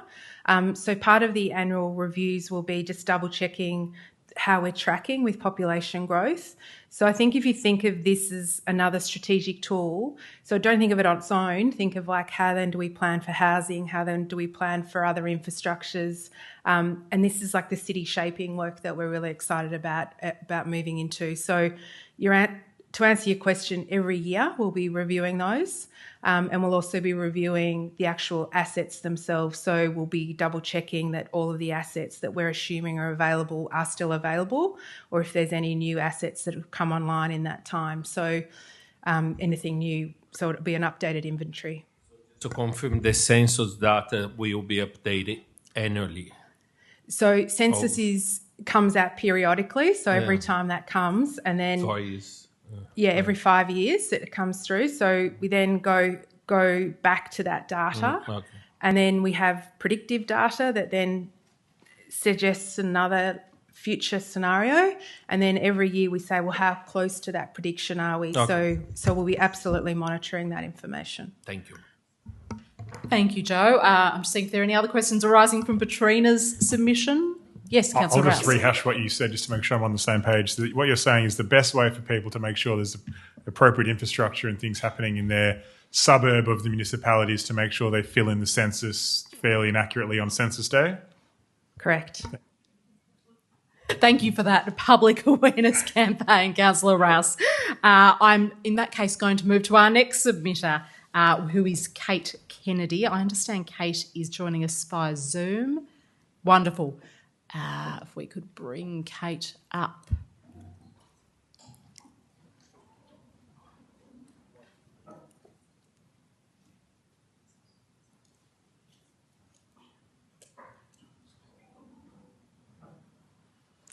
Am I there? Am I there yet?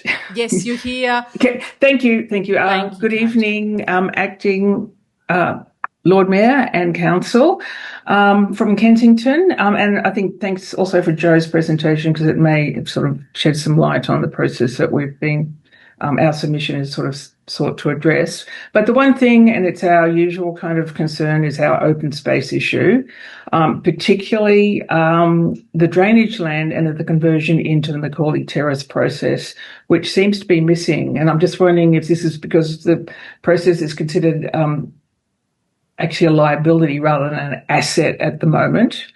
But we have made some suggestions as to, in terms of the problem as we see it, the discussion around them, and ways to rectify it within the document if feasible. However, what I'm kind of concerned about, and we have been going through a process of activation and discussion in sort of an off the record kind of way in terms of getting the access to this park plan, which came from a lot of community consultation, in particular when the Lord Mayor did attend our community meeting at Assemble, as well as the contributions made within the draft council planning process last year, which I think Kensington residents sort of got the record for the most number of applications, and they were all basically around wanting the conversion of this park. We are a little bit anxious as to why this hasn't been mentioned, and I do hope that my requests for activating or opening this land up for public use, because people are wanting to just walk along it as they are able to do in the Macaulay to Arden stretch of land. Is this in any way interfering with the kind of opportunity for the Macaulay Terrace parkland development, as we've been asking for some time?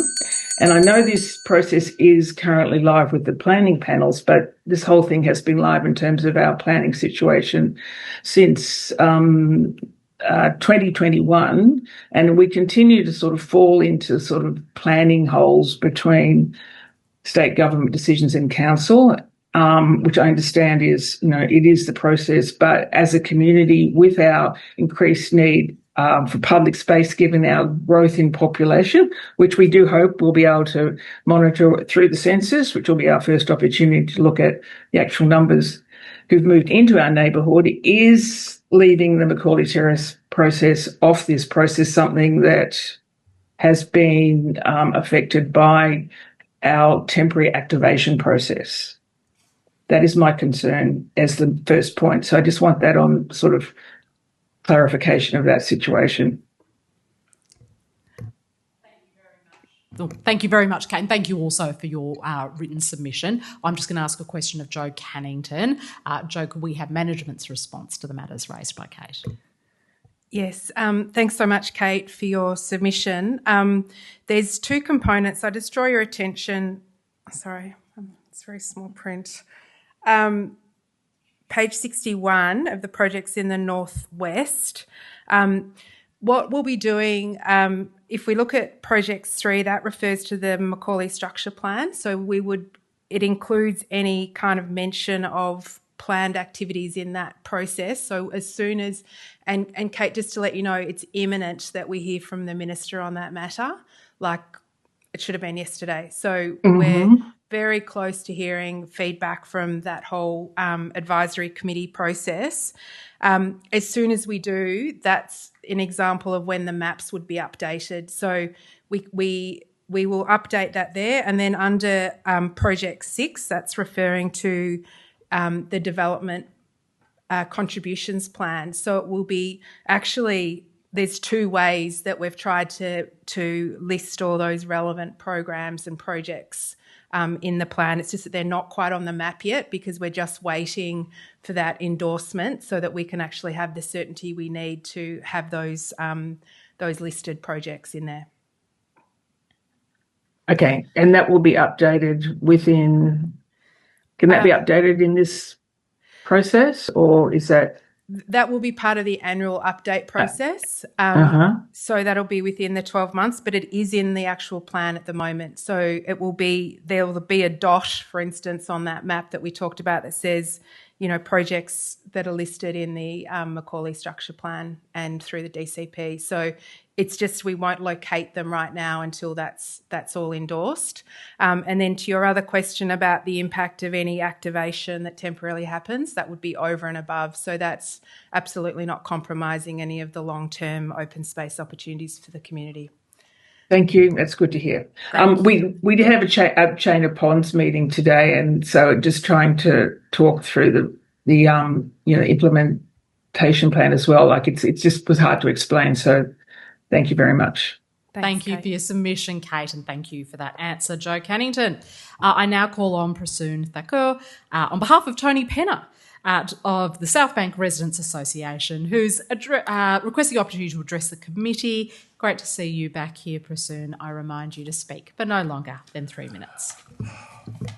Acting Lord Mayor and councillors, Tony couldn't make it today, so speaking on his behalf, and as well as South Bank Residents Association.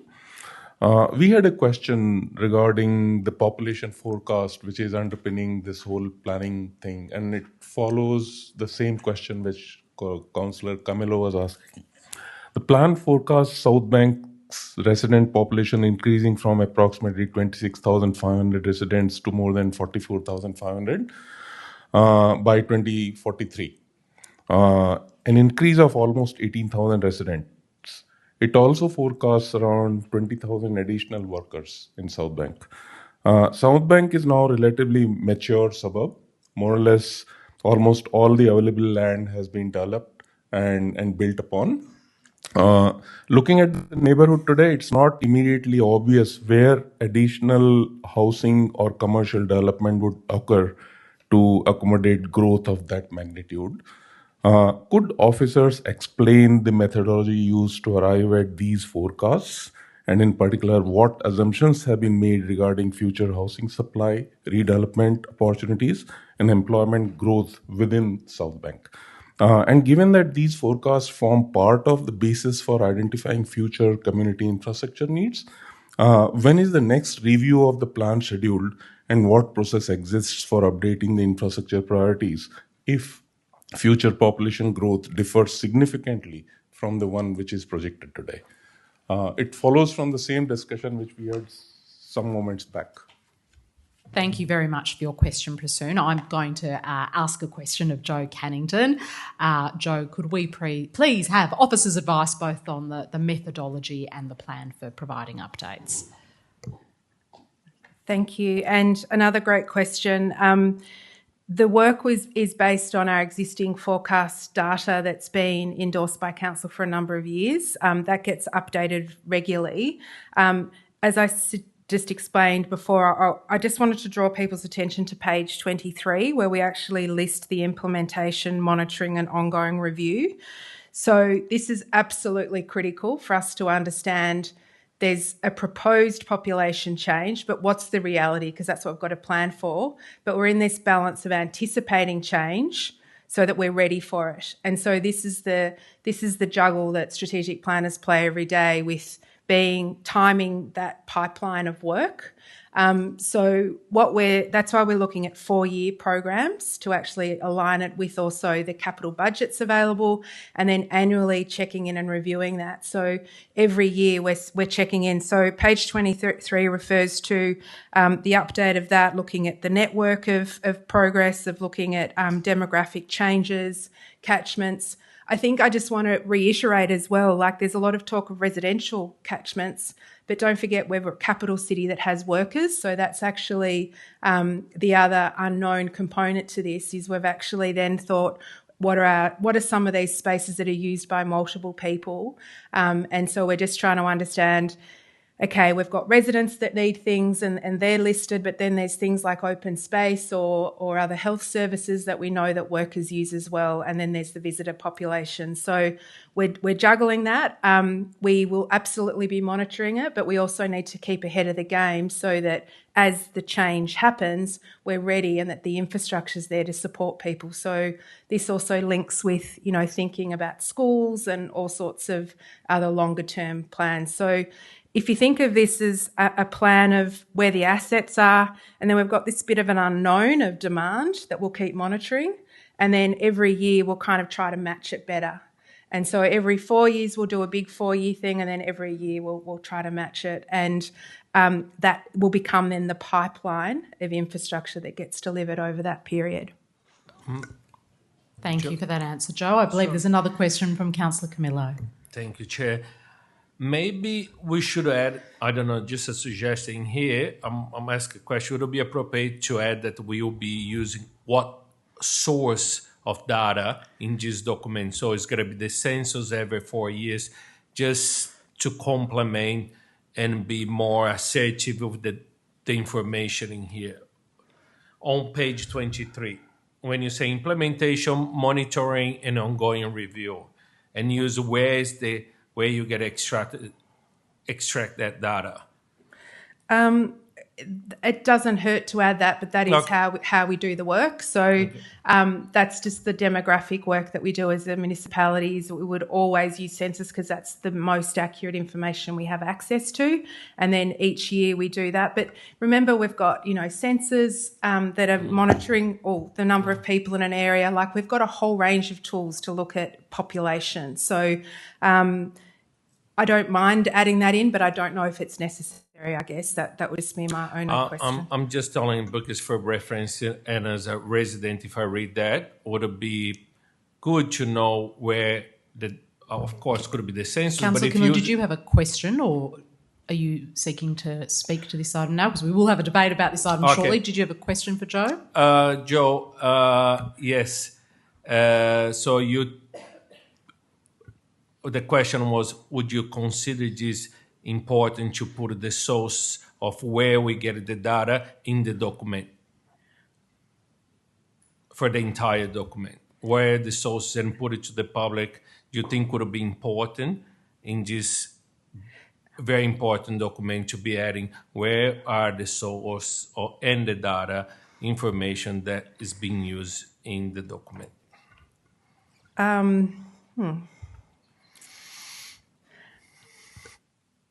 If that's important, I think that's fine, because that's what we'll be doing anyway. But if you think from a transparency point of view for the community, that's also fine. So I'm happy just to think of some language that we could add if that's an important thing, or we can just note it, or we can be part of the discussion.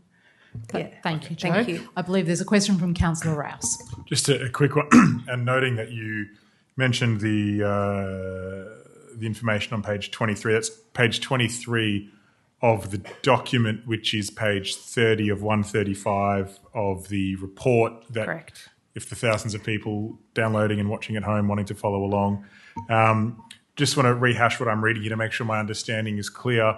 That progress of the plan will be shared with the community through annual updates, which would provide them an opportunity once a year to provide feedback, discourse, contact with councillors, et cetera, and then once every 4 years, once there is more broader municipal-wide data, whether through census or other information, then there'll be a bigger shift and there'll be a more formal process through which we can get broader, in-depth feedback and test new ideas with the public. Is my understanding correct? Absolutely correct. Awesome. Thank you.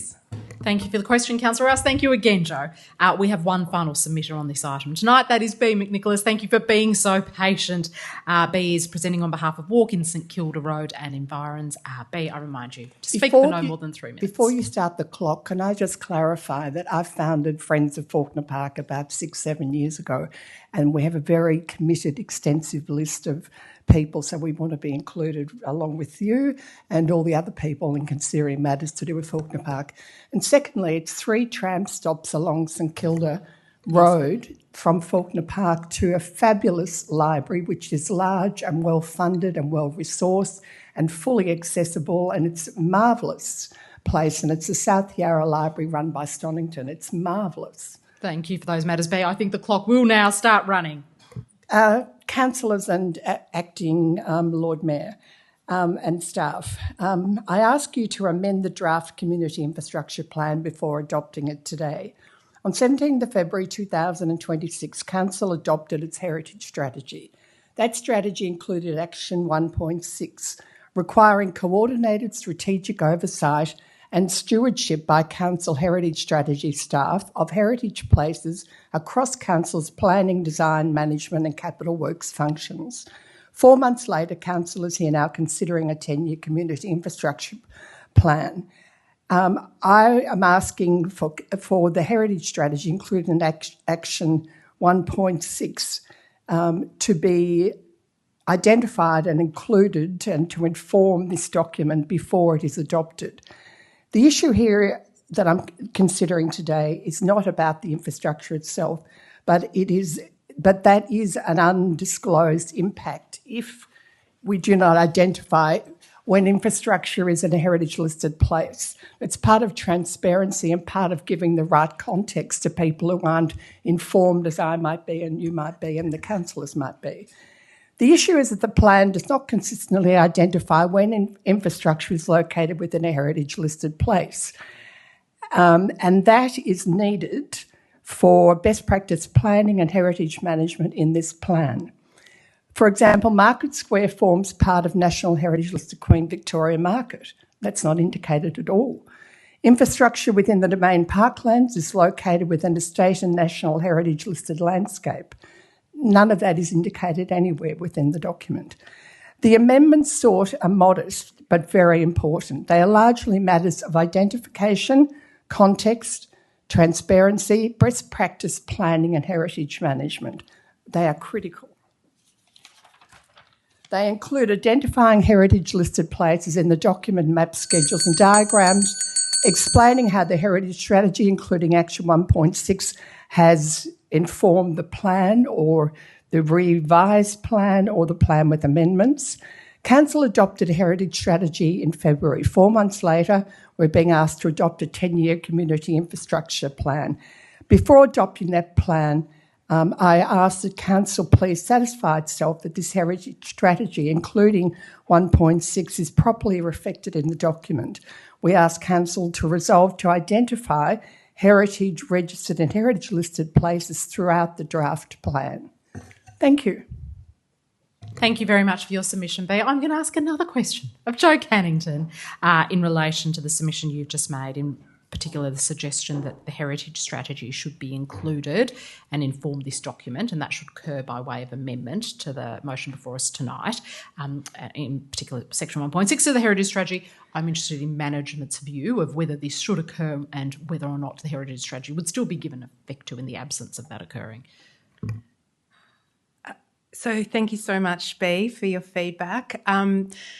I think it's a really interesting point about how we implement the plan. I think the process at this step that we're at right now is actually identifying assets. So we haven't actually gone into detail of the detail in terms of, flooding, setbacks, heights, heritage constraints, any kind of considerations of the actual assets outside of that. So I think my advice would be that we stick with that being an action in the heritage strategy. We do the work in a really considered, mindful process of actually thinking about how we map all the assets across the municipality, do that in a really well considered way, and then think about through the implementation of this plan how we can draw on that as a resource moving forward. So that would also then consider climate considerations and the various principles. So the principles themselves actually outline the importance of understanding the history and heritage of places. So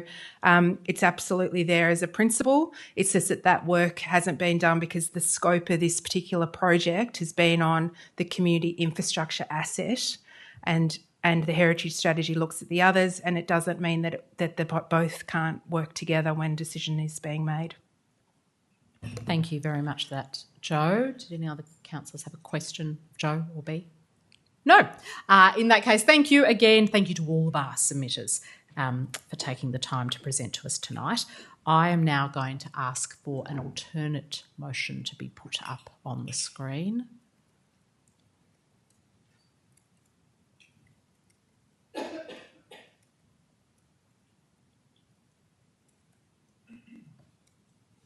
Thank you.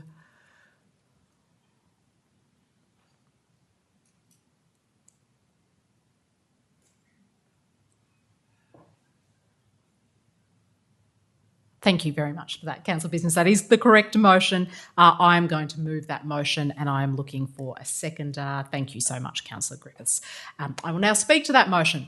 The motion before us tonight is an alternate motion to the one that has previously been provided by Council. And can I begin by thanking all of our submitters, both those here tonight who have presented to us as well as others who provided a written submission.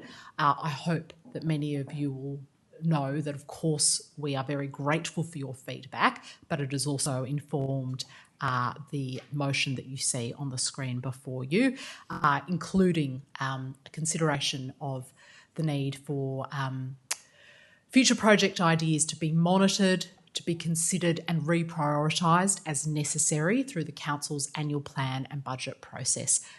For those of you who have advocated for certain projects to be delivered more quickly or who have called for further detail about the implementation, I hope that you will see that concern has very much been heard by Council, in addition to many other matters that are in the blue text that contain the amended text in this alternative motion.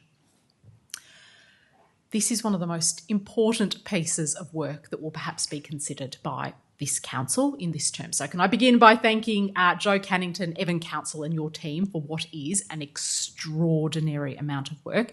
And can I also thank the thousands of Melburnians who have engaged with this process, who have visited the website, who have looked at the materials, as well as those who have taken the time to put in a submission. We are so grateful for that input.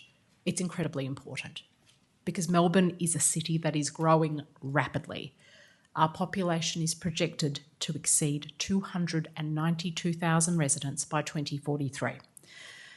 That's in addition to a much larger daily population of workers, students and visitors. And all of that will put extraordinary pressure on community infrastructure, spaces like parks, libraries and recreation centres. We also know in the central city and the inner city, land is limited and expensive. And much of our existing infrastructure is ageing or no longer fit for purpose. It's clear that we cannot simply build our way out of this problem by establishing new facilities to meet that growing demand. It's also important that we're incredibly strategic about how we confront this problem. At times, planning in this space has been fragmented, with decisions made on a site-by-site or community-by-community basis. And what is incredibly important is that we respond to this growth across the municipality, that we prioritise investment where it is needed most, and that our decisions are evidence-based. And this document provides the ability for us to do that and to ensure that we meet the gaps and pressures, the amount of open space per person, shortfalls in sporting facilities and community facilities, and the sort of infrastructure we need to address the problems confronting our municipality, whether that is a rise in loneliness, the need to be more physically active, or the need to have spaces, third spaces, where people can come together when they live in increasingly dense urban environments that might have limited space at home. This plan provides a much-needed reset. It provides a single city-wide framework for how we're going to plan and manage community spaces over the next decade. It avoids that fragmented decision-making that might have happened in the past and ensures that our approach now is incredibly evidence-based and really addresses the need across the municipality. So for the first time, we will have a shared, transparent view across the city of existing supply, current and future demand, and the gaps that we need to address over time. And this allows us to make sure that we are providing equitable access, investing where it's needed most, that we are making better use of existing infrastructure before just deciding to build new facilities, that we are leveraging partnerships and advocating where necessary, and that there is transparency around our thinking and our decision-making. What is also important is that we manage community expectations, and the motion before us tonight allows us to do that in a transparent way, to make sure the community can monitor changes. They have the opportunity for reprioritisation of community infrastructure on an annual basis. I think that will allow us to respond to community need of the type we've heard from submitters tonight in written submissions and all of the people who've participated in this process.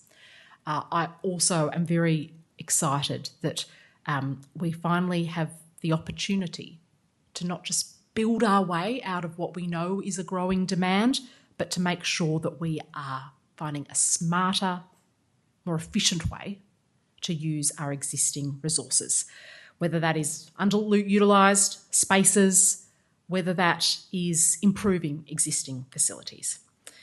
I hope you've all got the sense this is not just a strategic document. This is about a way to embed infrastructure planning in our budget, our capital work spend, our asset planning process, and to make sure that we are continually monitoring and revisiting that over time, importantly on an annual basis.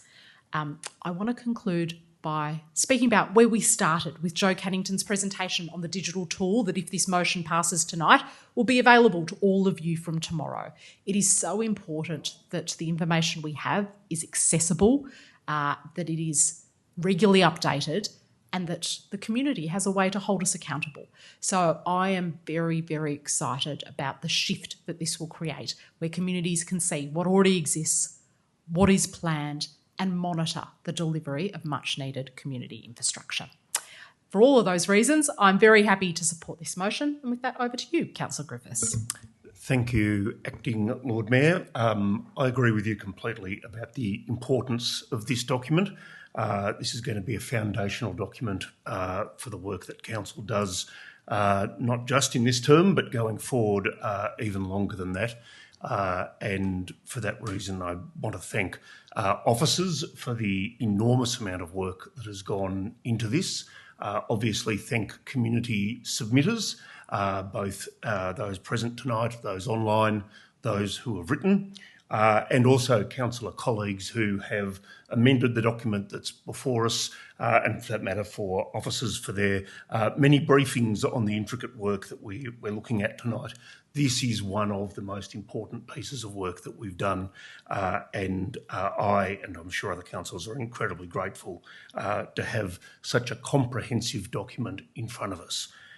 It's entirely appropriate that we have something that, as Jo mentioned in her submission, starts to marry up that understanding of our assets and that understanding of what community need is. And perhaps it might be a bit surprising to some people out there in the community that perhaps we didn't have as good a line of sight on that as they might have expected that we would. But this is the rectification of that. It's actually the rectification of a long piece of work that I know Councillor Lei Liu and others, going back to just getting an assets register established some years ago. This is the next generation of that, and it's fantastic to see it coming together in this form. As I often do, I really do hope that people in the community will take the time to read this document. It's a credit to those who've designed it that it is so readable, and the interactive version, I think, is going to even bring that about even more. And that will allow people to think about not just their own neighbourhood, but to start to grasp those pressures that we're under as a council, and those decisions that we need to make. We've had a small microcosm of that tonight in hearing from a number of different neighbourhoods the things that are important to them. And as the document itself, the briefing paper that we've received tonight notes, the City of Melbourne has 500 spaces that we either own or manage.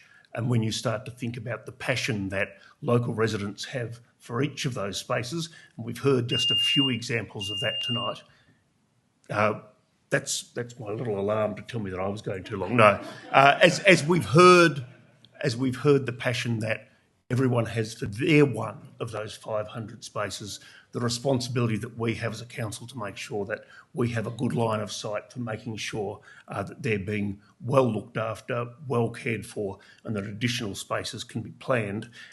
This is going to be the tool that allows us to do this, and I'm looking forward to future budget processes where this tool will be available to us. Thank you, councillors. Thank you, management. Thank you, submitters. Thank you, Councillor Griffiths. Are there any other speakers to this motion? Councillor Camillo. Coming back to the commentary that I did before with Jo, and I think would be make the document even richer if you could add more the source of data that we utilizing, because I think it's such important document, and maybe in the first 4 years you're using one type of source, and maybe you find out that you have a better source, and then you update the document so the community can be understand the variations of data, because I think data is very important. That could be Are you making an amendment, Councillor Camilla? Are you moving an amendment, or are you speaking to the motion? Speaking to the motion that I think would be something valid moving on to that. But now that I made my commentary, Chair, I would like to make an amendment to the motion. You can perhaps, I don't know if Council Business has an amendment or if you want to dictate an amendment. Do you have a seconder? I will be reading, but I send the information to them. So the amendment is requests. Sorry, Councillor Camilla, where would this go? Is it a new Let's go clause? item 8.4. Become the new. Or you can do 8.4. No, sorry. I didn't see. That's fine. Yeah. Requests that management, as part of the annual planning and budget process, include an opportunity for community feedback on the first year of the. Councillor Camilla, I think Council Business is just catching I know. up. I sent in before by test pass. Yes, I'm not sure what's happened there, but we can just can dictate wait. it slowly. That's Yes. fine. I thought they already had. Sorry, Chair. Okay.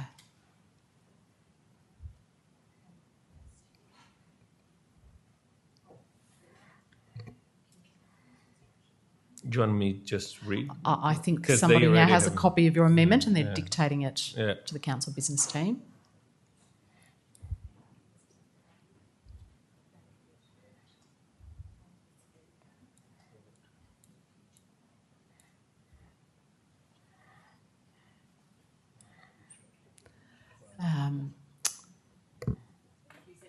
Can I just ask you, Councillor Camilla, to confirm that that text is your amendment? Yes. And do you have a seconder for that amendment? Yeah, just 1 second. Let me just review. Sure.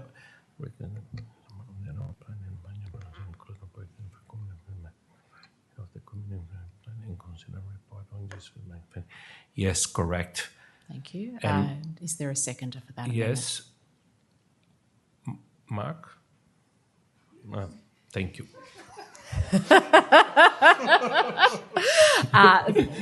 Thank you, Councillor Camillo. You'll now have the opportunity to speak to this amendment, but before you do, if I could just ask you a question. Yes. How does this amendment differ in effect from what is in 8.1.3? Because, as we mentioned before, we're not going to give a chance to the community to provide a proper feedback, and I think that's a way, and get back to us. I think they are different. We did have advice from Evan Council that through the council annual plan and budget process that's referenced in 8.1.3 that there would be the opportunity for community feedback. So that would occur in 8.1.3. So I'm just seeking to understand what the practical effect then is of 8.4 that will not already be occurring with 8.1.3. Just 1 second.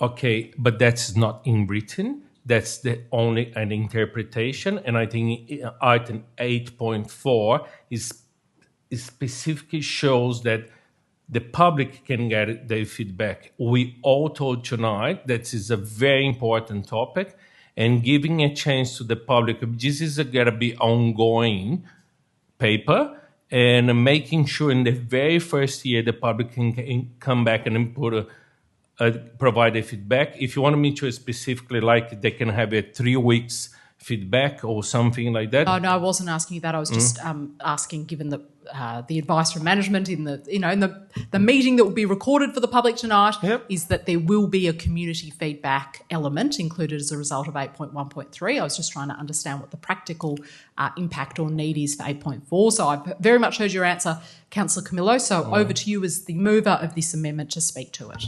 Okay.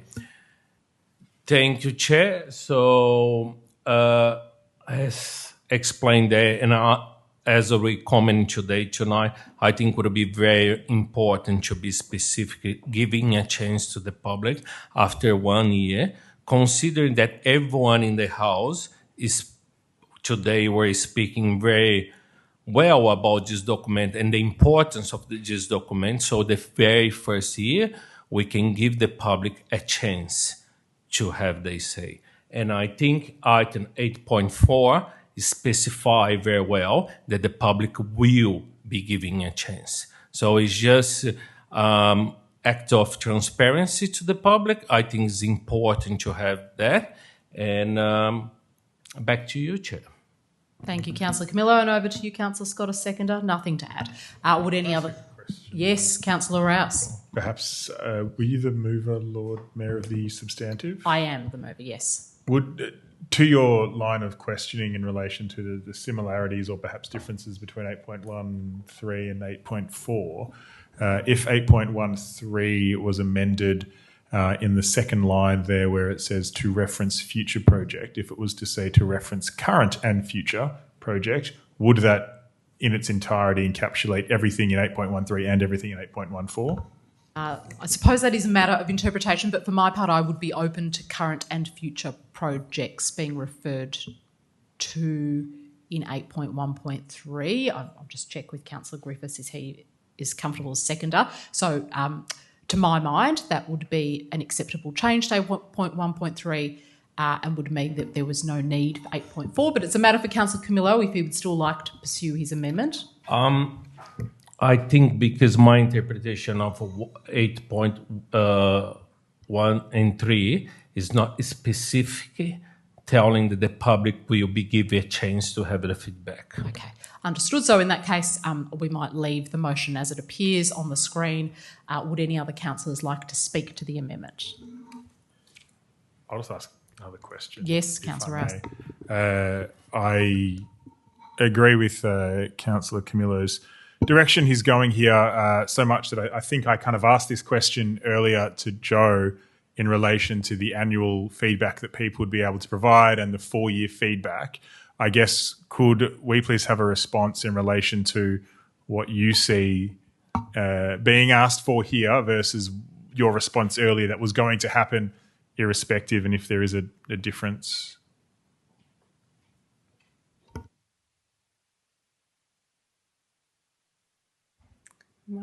Thanks. When I read that, I do interpret 8.4 to be a little broader than just the future project ideas.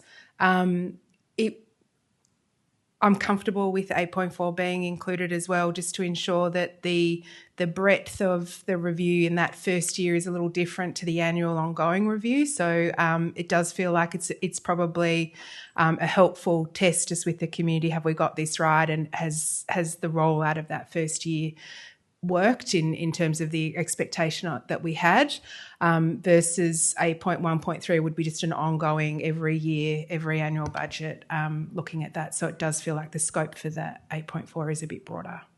Brilliant. Thank you very much. And I think Councillor Griffiths also had a question. Yeah, question. Sorry, Joe. Question for management, but it may be for the CEO, and I'm channeling my inner councillor guest here, which is, is there a budget implication for asking for a community feedback process that wasn't originally considered?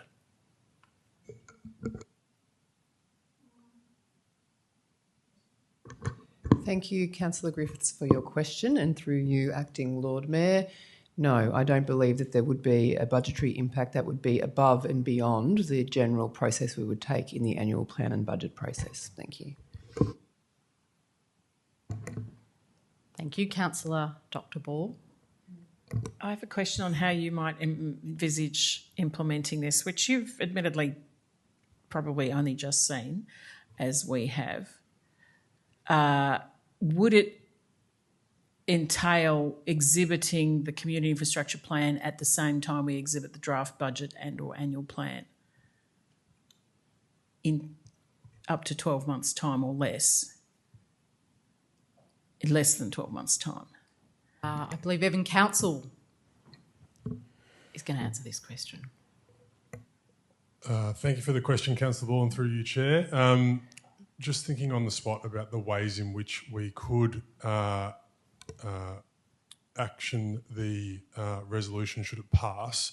The intention is that the community infrastructure plan would be one of the tools available to support the community in considering neighbourhood by neighbourhood what they might want council to prioritise in the same way that council will prioritise and use the tool to guide their thinking, and it may inform their submissions. So it might be that we refer to the community infrastructure plan as something that members of the community and stakeholders might want to use through their consideration of council's annual plan and budget in draft. And then through that process, whilst we're encouraging them and supporting them to use the document, we can also seek feedback on the document aligned with the annual planning and budget process. My interpretation of that is it would be embedded within the existing resource that we use as a council to deploy that process, and there'd be very limited resource consideration in doing that to fulfil the resolution should it pass. I think Evan's captured that really well. Thank you. Thank you, Evan. I'm going to ask if there are any other questions from councillors, or would any other councillor like to speak to the amendment? No. In that case, I will put it to the vote. Could all those in favour of the amendment please raise your hand? That is Councillor Griffiths, Councillor Scott, Councillor Campbell, Councillor Louis, Councillor Rouse, Councillor Camillo. All those against? Councillor Dr. Ball. That amendment has passed. So the motion before us now is the motion that is being debated as the substantive motion. Councillors, would any other councillor like to speak to this substantive motion? No. In that case, I will put the substantive motion to the vote. Could all those in favour please raise your hands? That has passed unanimously. Thank you.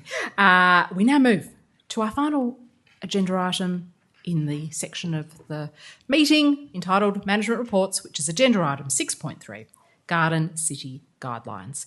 I understand councillors would like a presentation on this item. So I call on David Callow, the Director of Parks and City Greening, to make a brief presentation. Thank you, Acting Lord Mayor, and good evening, councillors and members of the public. Tonight we are presenting the Garden City Guidelines for consideration. Next slide, please.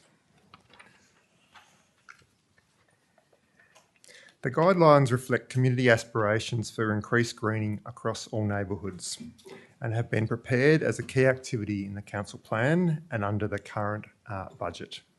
Next slide, please.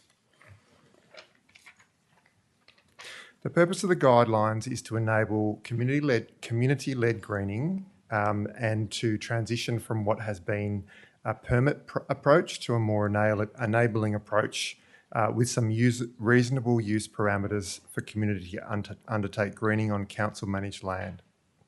They're designed to be simple and clear, and they also are designed to support social cohesion and environmental outcomes. Next slide, please. In developing the guidelines, management has undertaken targeted consultation with experts and community. That's included engagement with the Parks and Gardens Advisory Committee, engagement with the Disability Advisory Committee, also a workshop with experts in our local community around this sort of greening, and also a survey was distributed to business and residents groups to inform the implementation process. Next slide, please. One of the key aspects of the guidelines is this map that's shown on screen at the moment, which highlights the various zones for community-led greening. What the map shows is we are retaining the existing permit system within the CBD, that's the purple area of the map, and the remainder of the municipality is subject to the Garden City Guidelines. The guidelines apply to streets managed by the City of Melbourne. You'll also note that on the map there are some red dashed lines. These relate to arterial roads not managed by the City of Melbourne, and also roads with heritage requirements, and the permits do not apply to the red dashed areas. Can we have the next slide, please? Thanks. So on the next slide, it shows the three key typologies for the guidelines. There are three typologies that are in-ground planting, so we have nature strips and tree plots, and then the remaining typology is pots and planters on the footpath. There's some images there showing those three typologies. Next slide, please. Subject to endorsement by Council tonight, we would implement the guidelines, and that would look like a launch of our guidelines on social media and through the City of Melbourne corporate channels. We would also align the launch of the guidelines with the next round of the Urban Forest Fund, potentially to allow community members to seek matched funding to implement community-led greening on council land. We'll also use information gained from the resident and business groups to inform our implementation, and also we will work with particular neighbourhoods based on the information that we received in those consultation surveys. Next slide, please. One of the key aspects to the guidelines will be a landing page on our website, which will go live this Thursday. The landing page will include a link to the guidelines, but it'll also have a series of very detailed, frequently asked questions and also other information which will assist the community in implementation of the guidelines. It'll have increased information around safety, around raising issues and so forth. And there's a couple of examples of frequently asked questions there on screen. So the first one there being, what do I have concerns about the safety or accessibility of a community-led garden? And the second one is, why can't I plant spiky plants, which is one of the questions that came up through one of the submissions tonight. And so what you'll see there on the website, which is typically the space that we see people going to initially to find more information around guidelines and greening implementation in the city, there will be a whole series of frequently asked questions along the lines of the information that's contained there. Next slide, please. One of the other important features of the webpage is the ability for people to register a community garden. This allows us to promote and recognise gardens right across the municipality, but it also allows us to work with our open space service provider so that they understand what is a new community garden, what's something that is being cared for and maintained by community, but also some of the established community gardens that we have out there already. And if we go to the next slide, please. This is the final slide in my presentation. And just to remind you, the recommendation that management has provided tonight is that the future Melbourne Committee resolves to adopt the Garden City Guidelines and also authorises the General Manager of Strategy, Planning and Climate Change to make minor editorial changes. Thank you. Happy to take any questions. Thank you. Are there questions? Yes, there are. Councillor Dr. Ball. I do. Thank you, Acting Lord Mayor. David, we have a submission from Wendy Jasper, who is on our Disability Advisory Committee, who welcomes the guidelines but has 5 issues she would like altered in the document, some of which are answered or will be answered as FAQs she thinks should be in the document, for instance. And I can go through them if you like, but I'm sure you've seen them. Is it, in your view, something that could be, A, do you agree and accept her suggestions, and B, can they be made as an editorial change provided for in the second clause of the motion we will consider tonight, or should we make an amendment to allow that? All right, thank you for the question, Councillor Dr. Ball, and through you, Chair. We had a number of submissions tonight, and they were useful and practical in the suggestions that they made around improvements to the guidelines. So in reflecting on your question, I'm confident that through the information contained on the website, through the frequently asked questions, and also in the minor editorial changes that we can make to this document, that we can cover off on those issues that have been raised by submitters and those really useful improvements. So, yeah, I think that's something that can be covered through normal process. I would also just add that the document being considered tonight is a guideline, and we're proposing an annual review process. So if there were things that came up through the next 6-12 months, in that next review of the guideline, we would incorporate that information into how the guideline might be changed. Thank you. Are there any other questions for David? No. All right. Thank you very much for your presentation, David. Great, I now call on Rosemary Walshaw, who has requested the opportunity to address the committee in relation to this matter. Rosemary, if you can make your way to the lectern, and I remind you to speak for no more than 3 minutes.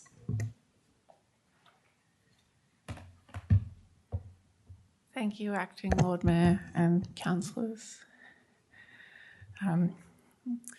So I'm a community member. I work in the City of Melbourne. I'm a member of the Disability Advisory Committee, but these are my own opinions.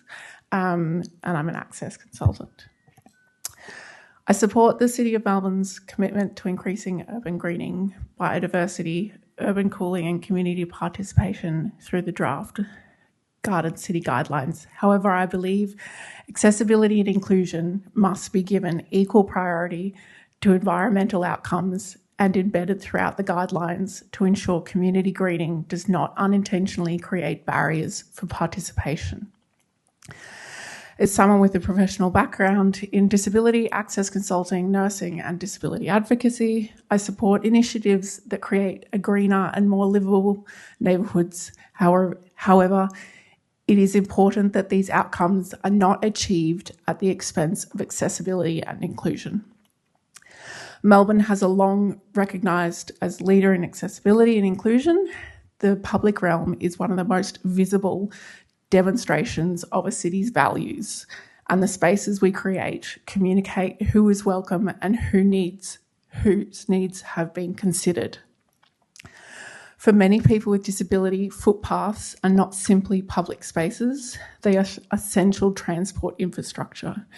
People who cannot drive often rely on walking, wheelchair, mobility scooters, guide dogs and public transport to access employment, education and healthcare, shopping, recreation and social connection. Where public transport remains inaccessible or only partially accessible, the pedestrian network becomes even more important. My primary concern is not the establishment of gardens themselves. I strongly support the greening of nature strips, tree plots and other areas outside of the pedestrian path of travel. Rather, my concern relates to the long-term management and maintenance of gardens, vegetation plots, planters, once they are established. The guidelines place a significant responsibility on community members to establish and maintain accessibility outcomes over time. However, it is unclear who within the council will be responsible for monitoring compliance, whether accessibility will be proactively assessed or whether issues will be addressed primarily through a complaints-based process. Many accessibility barriers emerge gradually rather than at the time of installation. Vegetation grows, pots are moved, paths narrow and surfaces become slippery. Importantly, the consequences of poor accessibility are often invisible. When barriers arrive, people with disability do not always lodge a formal complaint. Instead, they may lose the ability to travel independently, experience reduced confidence in navigating the public realm, participate less frequently in community life, and stop accessing particular places altogether. This can result in the exclusion occurring without council ever receiving a formal complaint. As a result, the absence of complaints should not be interpreted as evidence that accessible outcomes are being achieved. The community should not have to choose between a greener city and an accessible city. Thank you. Thank you very much for that submission. I'm just checking if councillors have any questions.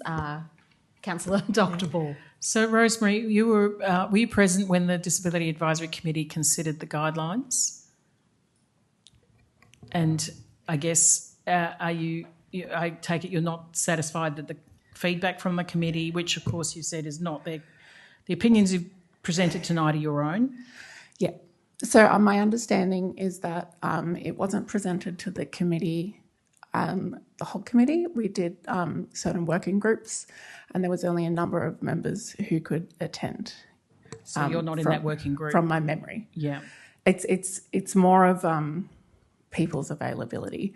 So the person who was a member of the working group is Wendy, who has presented her submission, and she gave feedback to the committee about her what the presentation was, and there was various committee members had concerns, and we were encouraged to make our own submissions.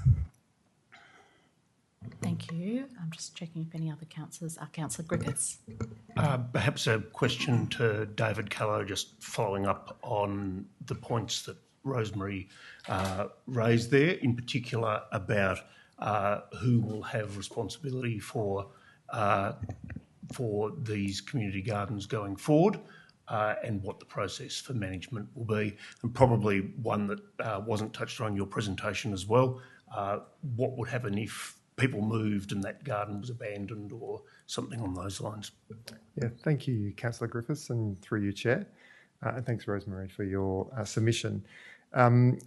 Great question. So I would start by saying over the last 3 years, we've been applying the Greening Melbourne permits. We've learned a lot about how to structure those permits, how to work with community around getting really great outcomes around greening, but also accessibility. So we've learned from that process.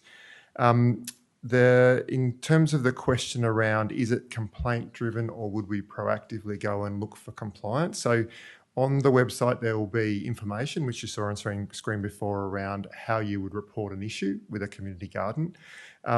Additionally, we're asking gardeners to register their community garden, and that would allow us as City of Melbourne officers to go out and look at those proactively as well to see if there's any issues that were arising.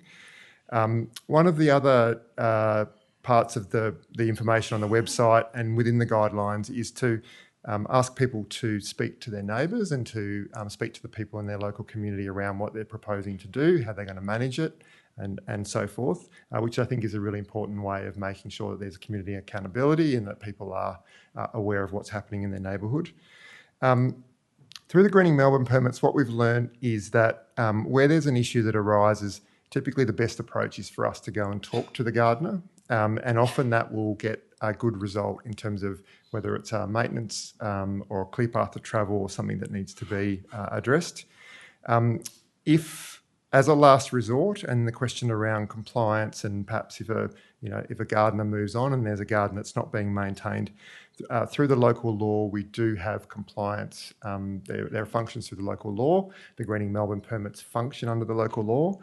So that is an avenue that's available to council as well. But as I said before, we've found through the Greening Melbourne permit process, often, nearly always, the way that we can get a good outcome is to go and talk to the gardener and work through what their aspirations are and how we can ensure that it's a safe space for all of community. Thanks. Thank you very much for that answer, David. And thank you again for your submission, Rosemary. We now have a submission from Bernadette Gould, who I believe is joining us via Zoom. Yes, Bernadette is there. She's from the Kensington Town Hall Compost Incorporated.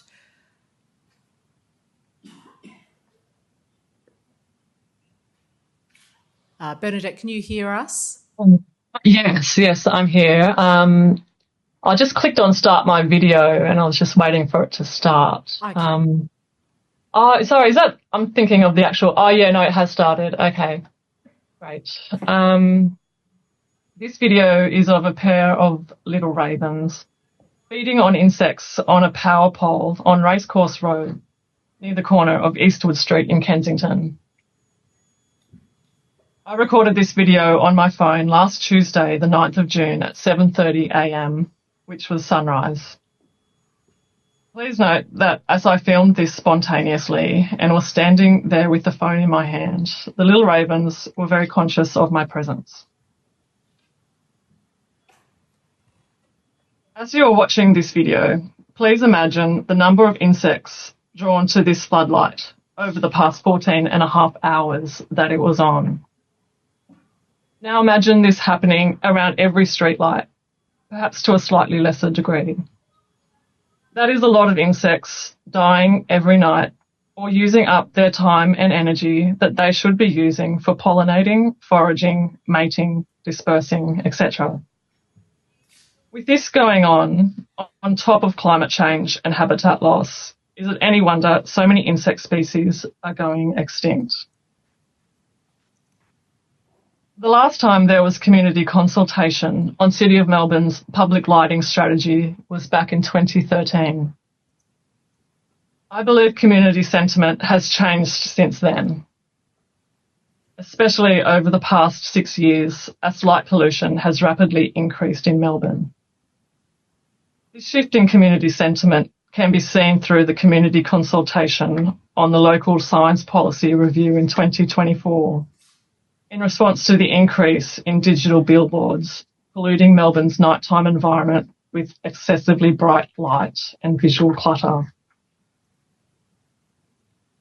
I would like to finish by iterating what was stated in our submission on behalf of Kensington Town Hall Compost. We ask Future Melbourne Committee to take urgent action on public lighting to mitigate light pollution for the benefit of biodiversity, our health and mental well-being, and achieve the ambitions of the Garden City Guidelines. I would like to thank you all for your attention and for this opportunity to address our submission to the Garden City Guidelines. Thank you very much for your submission, Bernadette. That concludes our submitters on this item, so I'm now going to ask for a motion to be put on the screen. And I'm looking for a mover of that motion, Councillor Griffiths, and a seconder, Councillor Dr. Ball. Over to you, Councillor Griffiths. Thank you again, Acting Lord Mayor. A genuine pleasure to be moving this motion tonight and to be having a really positive end to the meeting and something where we're able to fulfil the wishes of a large number of Melburnians who've either been already gardening at the front of their properties or have been waiting and asking for the opportunity to do so. And so really looking forward to hopefully seeing this motion pass tonight and these guidelines going out tomorrow. I first of all want to thank our submitters tonight and to Rosemary for coming in and sharing those thoughts. And obviously through the DAC and through other mechanisms, really looking forward to that ongoing conversation that we can have about these guidelines and noting the other written submissions as well from DAC members and other people who are concerned about those accessibility issues and to note the primary place that those issues have in the document that's going up on the website and the guidelines that are going out.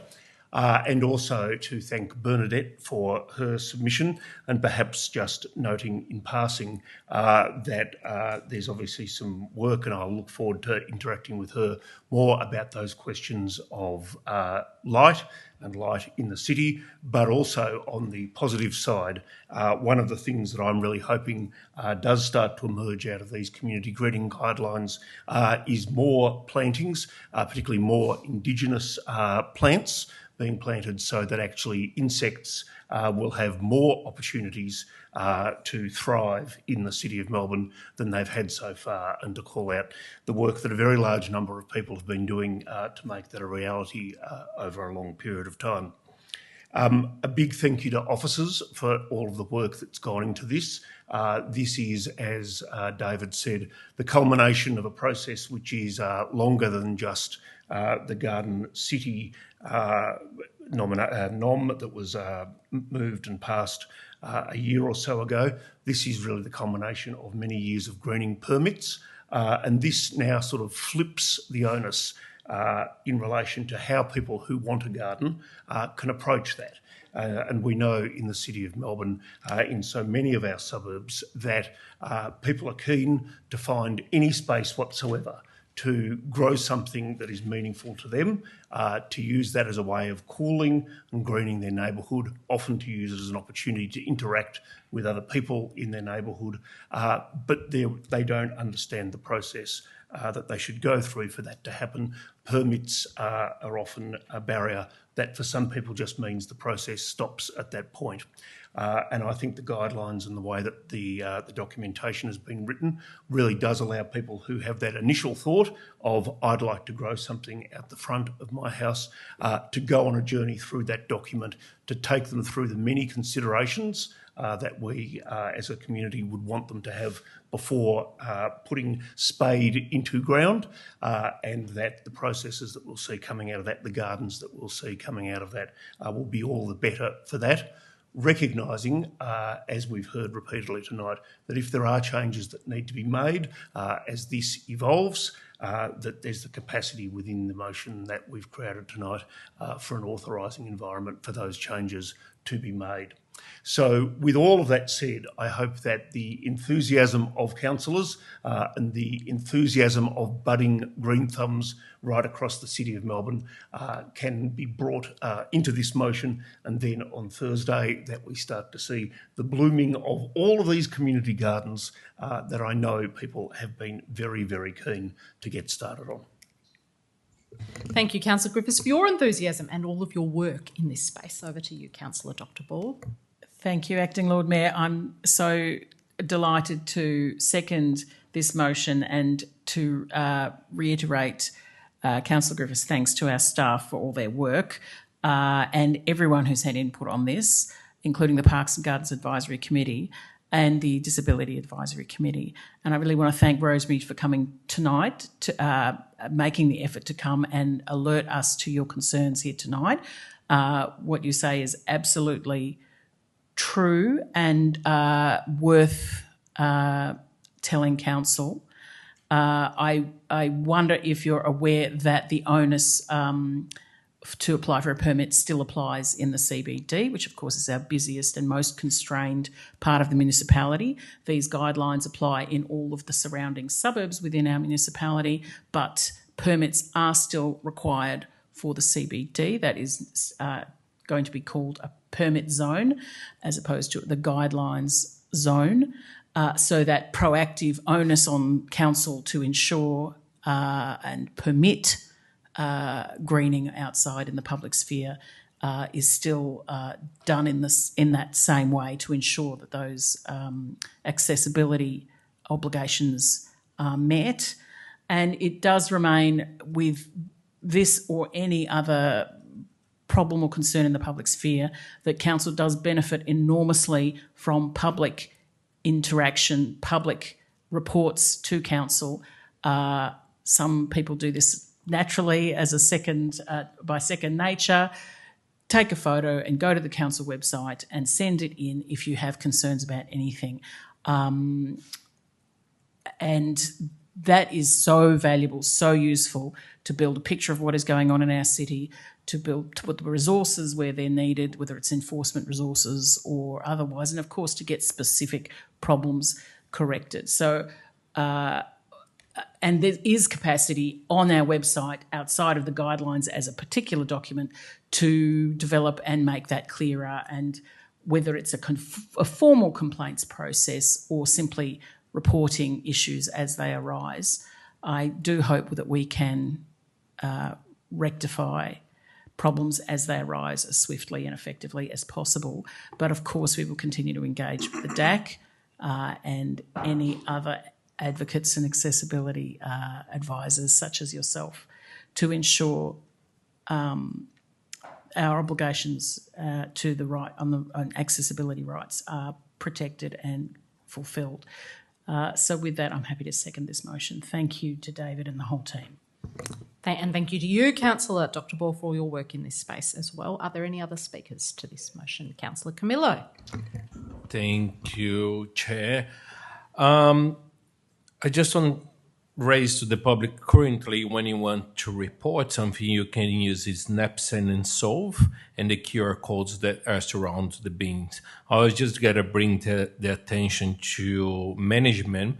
Perhaps if we can study a way to, in the way we report Snapsend and Solve all the QR code, we can add an item in there for this specific topic to be more inclusive to different communities. So just something up in there. I just had an idea now, and I think would be a good way because City of Melbourne has increased 90% of reporting with the QR codes and Snapsend and Solve, and then just make us to be more efficient to deliver the service. Why not? Maybe, perhaps that would be the best way to address some of the issues that be raising here, but I leave in there. Thank you. Thank you, Councillor Camillo. Are there any other speakers to this motion? Councillor Rouse. Just quickly on a positive note, I think Councillor Griffiths failed to mention Swamp Everlasting and the opportunities things like this will, of course, bring to getting more of Melbourne's floral emblem around Melbourne. I'll also just point out, I think this is absolutely fantastic. As someone who's got a bit of a dark background in guerrilla gardening and things like this, I absolutely think it's amazing that the City Council has presented this to the community to be able to get them involved. And I just think it's a great example of local government putting trust in people. I hope we never have to deal with this again. I hope there's no issues. I hope the community responds to the trust being placed in them and takes this seriously, gets on board and doesn't do any of the things that we've heard might cause issues for members of the public as well. So I think it's an absolutely positive, amazing thing. And I just look forward to walking around in spring and just seeing lots of swampy everywhere, but all sorts of other gardens and flowers popping up all over the place. Thank you very much, Councillor Russ. Are there any other speakers to this motion? No. In that case, I will put it to the vote. Could all those in favour please raise your hands? That has passed unanimously. That takes us to, that concludes reports from management and takes us to agenda item 7, general business. There are no items of general business. Agenda item 8, urgent business. Are there any items of proposed urgent business? No. Then we move to agenda item 9, 15 more minutes of public question time. Would anyone here tonight like to ask a question? No?